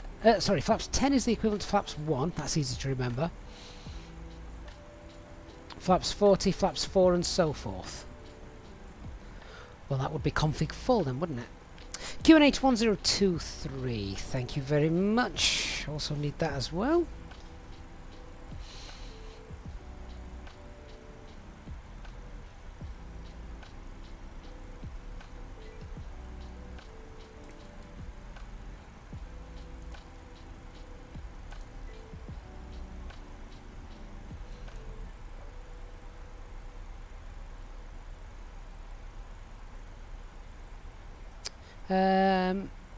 Are the...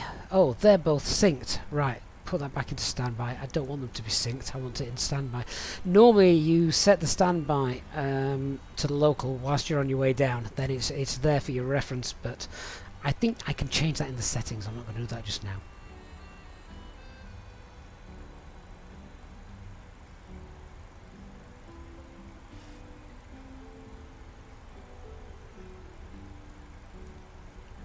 Do you know what? I'm just keeping an eye on this descent. What are we? We're 1,500 feet above it at the moment.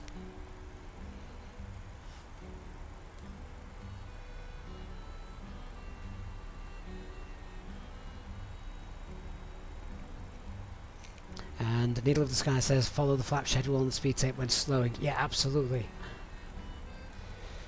No S and F speeds here.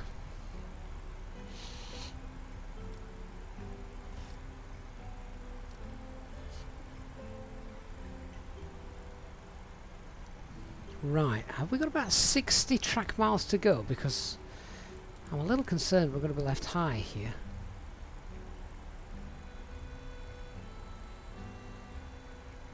Descent path is unachievable. Let's throw some spoilers out, see what happens. I couldn't see the one, we're far too high.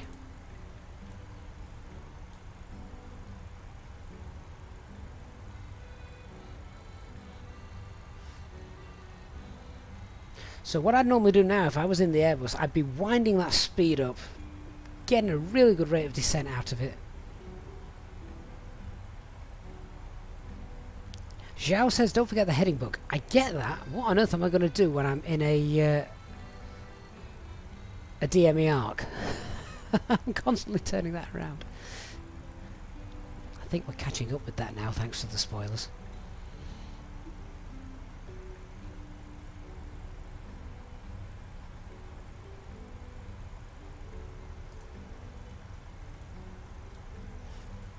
Okay, we're 500 feet closer to our profile. 1,000 feet to go.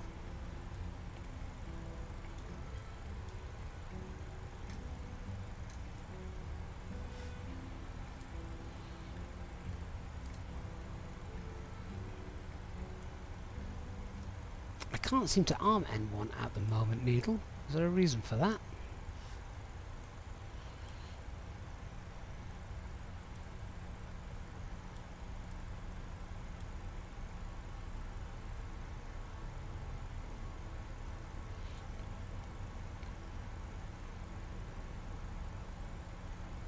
If we use level change, I understand that is the equivalent of open descent.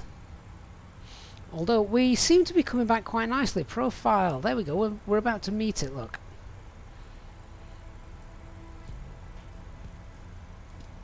Why can't I engage N1?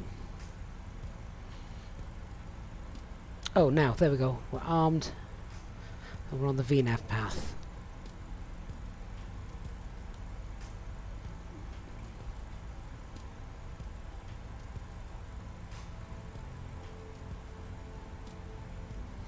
Zhao says that's why you just love our bus. The amount of work is overwhelming in Boeing. Zhao, I'm also getting the feeling you may be a type-rated guy, which we love here on the channel. We love to learn. Right, I'm now happy with that descent rate. Pretty soon I feel like I need to pull speed and start pull speed. Select a manage speed. Not a managed speed, you know what I mean.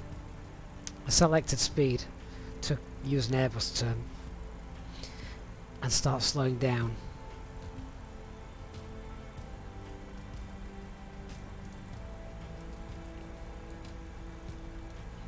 Seatbelt signs are still engaged because I never turned them off.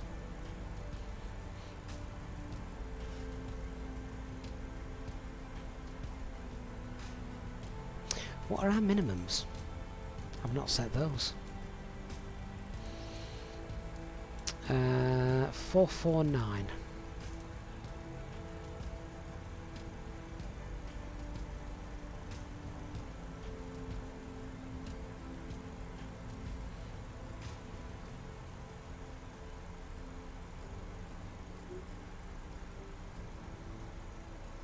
There we go.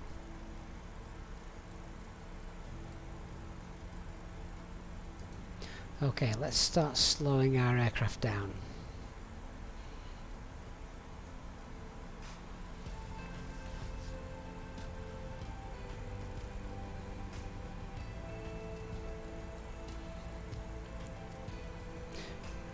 Just to keep that profile, I guess if I use a little bit of speed brake, that will help bleed that speed off. Ethan 555, what's one thing I prefer with Boeing compared to Airbus? The heading indicator. Definitely.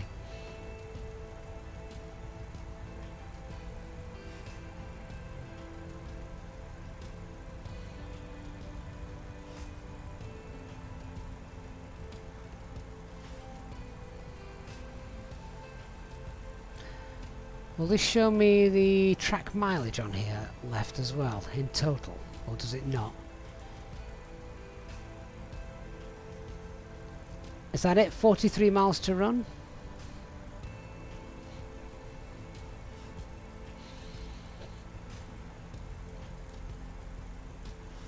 We're still high.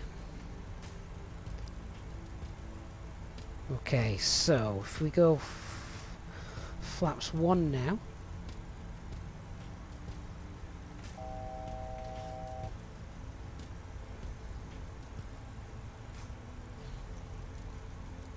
Let's start reducing speed even more.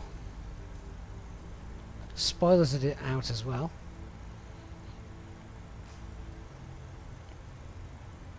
10,000 feet coming up. We'll get the lights on, so that's another thing we don't have to worry about. I don't know if you put the runway turn-off lights on at this point. Airbus, you do it when the gear comes down.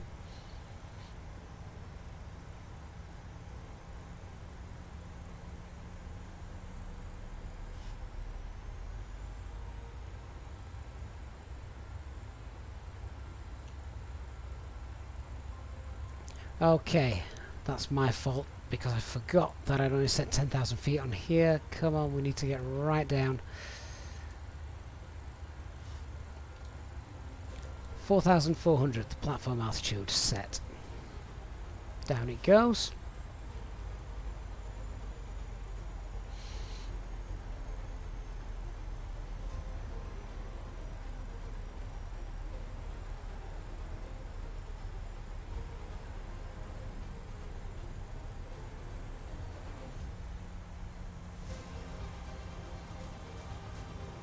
This music's rather dramatic, which kind of fits the situation I feel at the minute.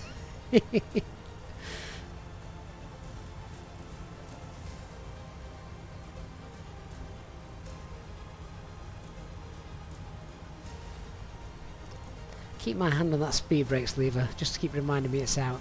I think we need to get some more flaps out, add some drag.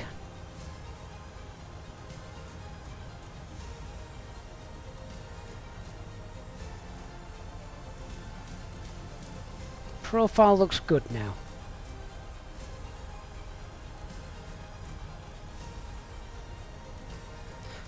Quaffle, do we put a continuous ignition on because of the cloud layer? Fair enough. There we go.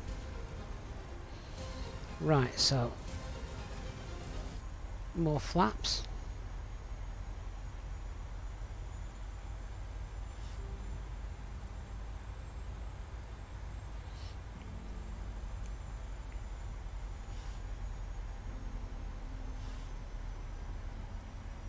ILS hasn't been identified just yet, but I think we're still a tad too far away.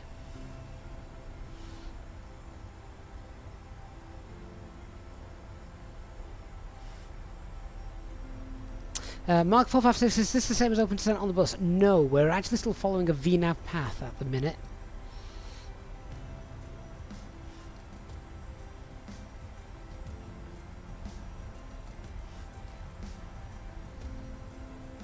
And we're aiming for 6,000 feet at Sarah.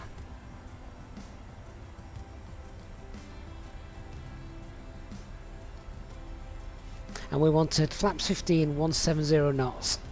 I think we might just be okay. Right, speed brake can come back off.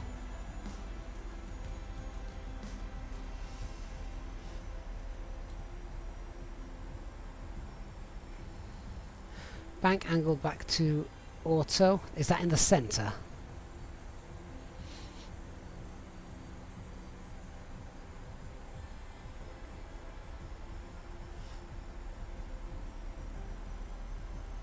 So nice and steady at the moment. If I don't respond to all the instructions you guys are giving me, don't worry, I am reading them. I'm just keeping an eye on everything. And my concentration level at the moment is through the roof.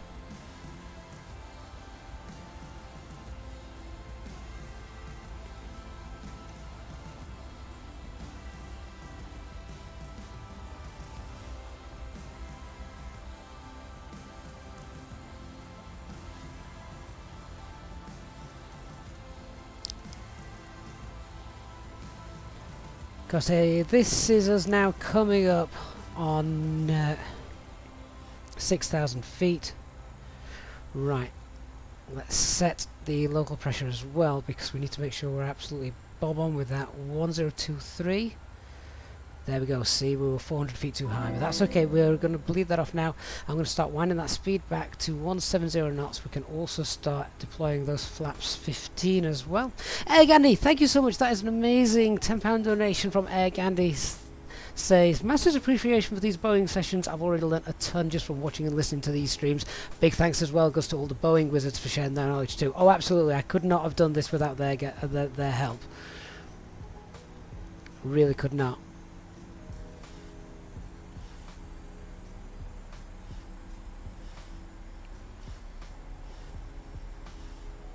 So, something a bit strange going on here with this this intercept. We've not got... What's going on here? Where are we going to? No. Where's that taking us to? I think that was an error because I hadn't checked and tidied up the display. Right, okay, we need to turn around. We've got terrain beneath us. We've just flown through the localizer. Let's get ourselves turned back around.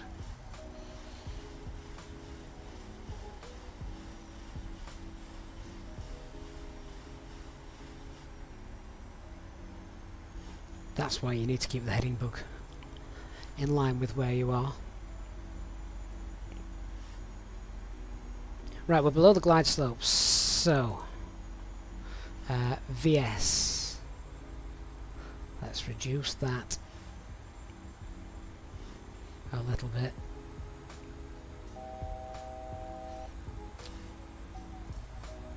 Let's bring our heading back around and arm the approach.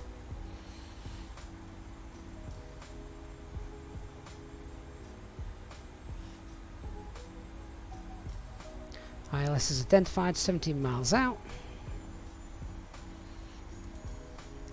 Arm that approach.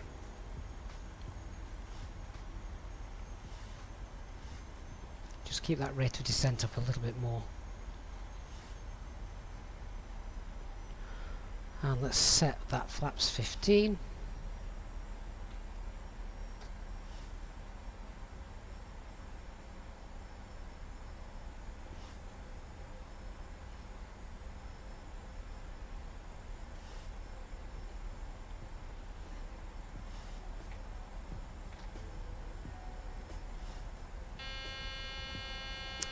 That's the landing gear, isn't it? Because we've not got the landing gear down and we've set flaps 15. Presumably, can we cancel that master caution somehow?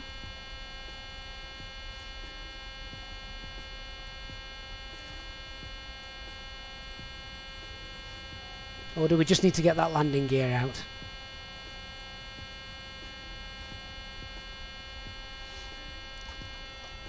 Get the gear down.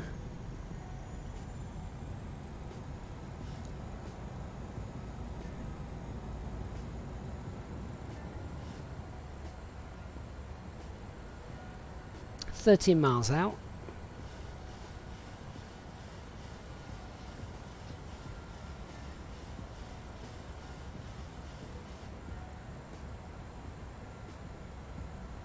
I feel like getting the landing gear down at 12 miles out when we're actually on the glide and we're not doing a glide slope from above capture procedure seems very early, but never mind.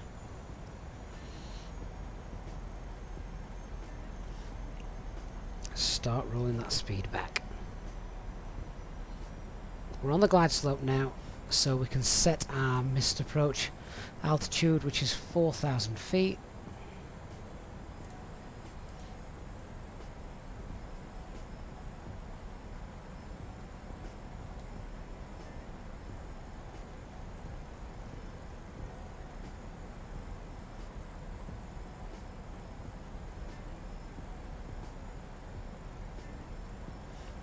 And now we can hopefully just coast in.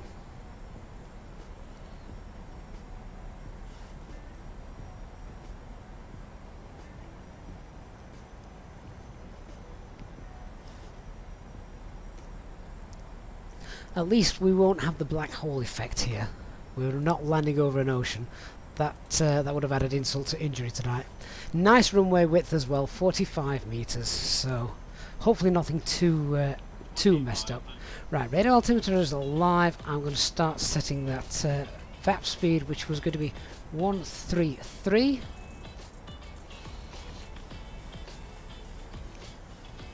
And then as that starts to come back, we'll deploy more flaps.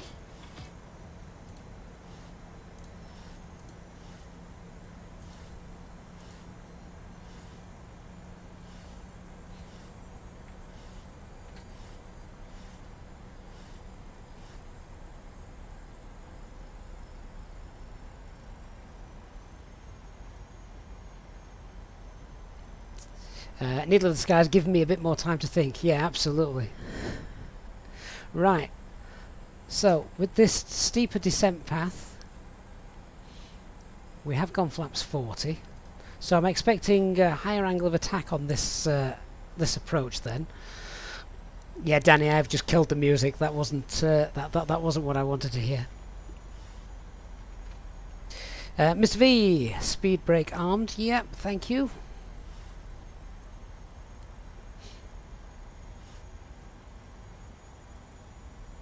Could probably get more lights on as well, to be honest. 5.5 mile final. So again, I'm just doing this the Airbus way. The lights are all on. Get the logo lights on as well so they can see us. If we do a bad landing, we'll turn them off quickly. Needle of the Skies, we've got the misapproach altitude set, 4,000 feet. Now, how early do I turn this off? The moment I turn off the autopilot, that is when I start to think, oh good lord. Because it's not auto trim.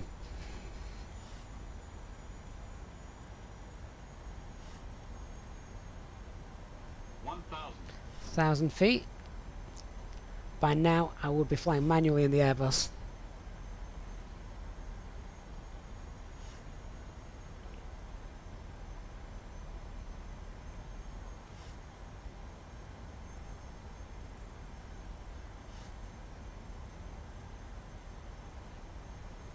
Great scenery, isn't it, beneath us? That's awesome. Right, shall we see how we do?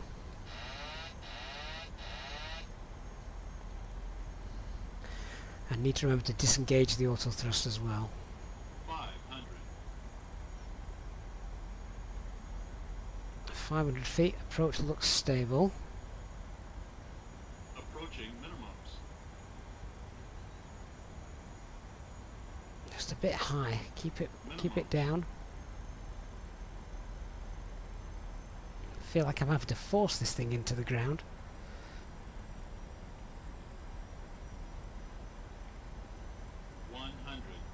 Flight slow. Flight slow.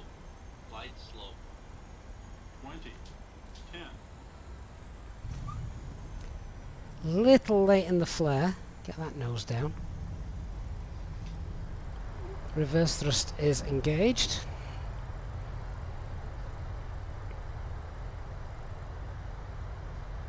And 80 knots. Get the reversers off. Disengage the auto brake as well. Rapid exit taxiway coming up.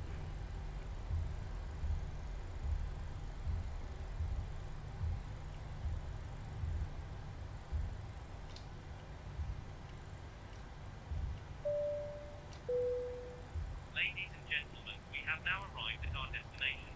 The crew will now commence preparing the aircraft for deboarding. Can passengers please remain in your seats with your seat belts fastened until the captain turns off the seat belt sign. You may now turn on your phones and electronic devices. Thank you for choosing to fly with us today, and please consider becoming a channel member to receive extra benefits on your future flights with us. Thank you, and we hope you enjoy the rest of your day. Well guys, we are down. Thank you so much to all of you who have helped us with that. As I said right at the start, I need all the help I can get moving from the nice comfort of my Airbus. There's a lot more to think about here, isn't there? Let's just roll our way to the gate. And we'll get ourselves sorted. I felt as we were coming in there that the aircraft just didn't want to go down, so we had to kind of force it down a little bit. And you do get a bit of a false perspective as well, sat looking at a 2D screen compared to the real aircraft. It looks like you're almost at a nose down angle. But I bet if we rewind the replay, rewind the stream and go back and have a look, if you check the primary flight display, you'll see that actually we were either level at that point, or but we certainly shouldn't have been at a nose down angle. I know the Airbus looks like that quite a bit. Oh, bit too much thrust there, and it kicked the TO config. So yeah, it can be a little bit deceiving in looking at a 2D screen. And then as we got over the piano keys, I perhaps didn't start to arrest that rate of descent quite as much as I should have done. Could probably have cut thrust a little sooner as well, just to gently float down. But we kind of got there in the end. We were in the touchdown zone. I think we were near the centre line, and no one died. Mark said we had too much drag, so perhaps flaps 40 wasn't needed. What, the reason that the reason we had the nose down attitude? Perhaps. Maybe. But we live and learn. We live and learn, and we're definitely learning. So thank you so much to the Boeing guys on the stream tonight. Really do appreciate that. And if you are in our Discord server as well, guys, then please do make yourself known to me. If you're not in our Discord server, why not? There's loads of people on there like me who would benefit from your knowledge and experience. Random taxi lights there in the middle of the taxiway.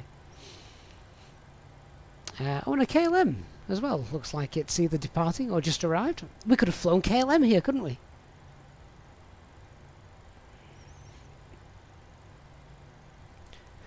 But for our second flight in the Boeing,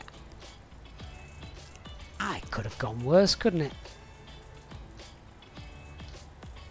Could have gone much worse.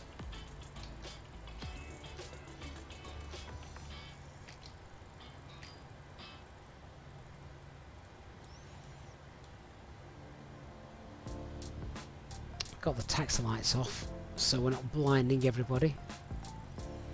Weather radar's not on, train radar's not on.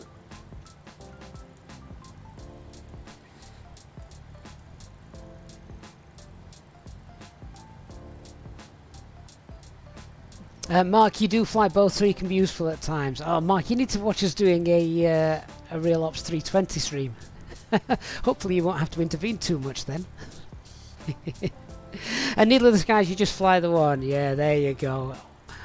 All the answers coming out at the end. It was becoming quite obvious, guys. Honestly, thank you so much for being on hand this evening. Not just from me, I know the rest of the guys in the chat will really have appreciated your knowledge and expertise. So yeah, please do, if you're willing, get yourself in the Discord and make yourself known to me as well, so we can give you the real pilot roles. Lots of people needing help flying this aircraft now that it's released. Do you know what I haven't done? I haven't started the APU.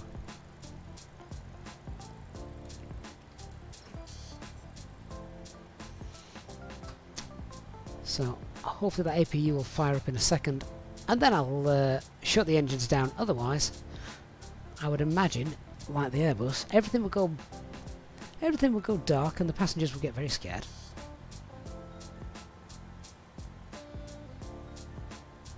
RLS Print Design, you're watching the stream in VR on an app called Big Screen from Oculus.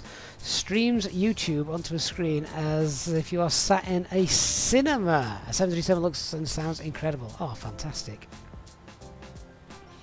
Right, APU is now up and running. Probe heat can come off, I believe. Don't need that. We need the APU generators on. There we go. And now we can shut down those engines. Fantastic. All right, that's all done. I want some more lights so I can see what I'm doing. There we go. Oh, that is nice and bright. So I'm guessing here then we can put the chocks under. We can turn off the beacon light. Is it called a beacon light? Probably not. Anti-collision light, wing lights can come off. And we can then go to our menu, FS Actions, Ground Services, and request the ground power. I don't think we need the air conditioning unit. It's not that warm. I don't think we need the maintenance van. It wasn't that bad. And we'll request the stairs as well, and a bus to take them. What about cabin crew for cleaning? Yeah, those dirty passengers. And then we can request all of the below as well. And that is one of the things as well I love about this aircraft. The ending looks fantastic. What lights have I still got on there? They're the taxi lights. I thought I'd turn those off. Are they taxi lights? Oh, it's the runway turn-off lights. They are. They're all still on. I should have turned those off. There we go. Now we're not blinding anyone. Whew. It's quite fun, isn't it? Once you get the hang of it, and you've got guys who fly the things in real life helping you. Right, guys, that's us done. Thank you so much for joining me. Hope we've given you an entertaining Wednesday evening. We're going to be back tomorrow, hopefully, maybe again in the Boeing. I'll be honest with you, I'm usually a little bit strapped for time on a Wednesday, and obviously I can do Airbus much quicker. So it'll all depend on how the day plays out. Thank you to those of you who have donated and contributed to the channel's upkeep during our flight this evening. A huge thanks to the in real life Airbus Boeing drivers that have come on stream to help guide us through our way, answer questions from the community, and myself as well. And of course to the Easyjet Sim Pilot channel members, thank you so much for your continued support. Mark, good spot. Thank you. Hope you guys have had a great Wednesday evening. I look forward to seeing you all again on the next stream very soon.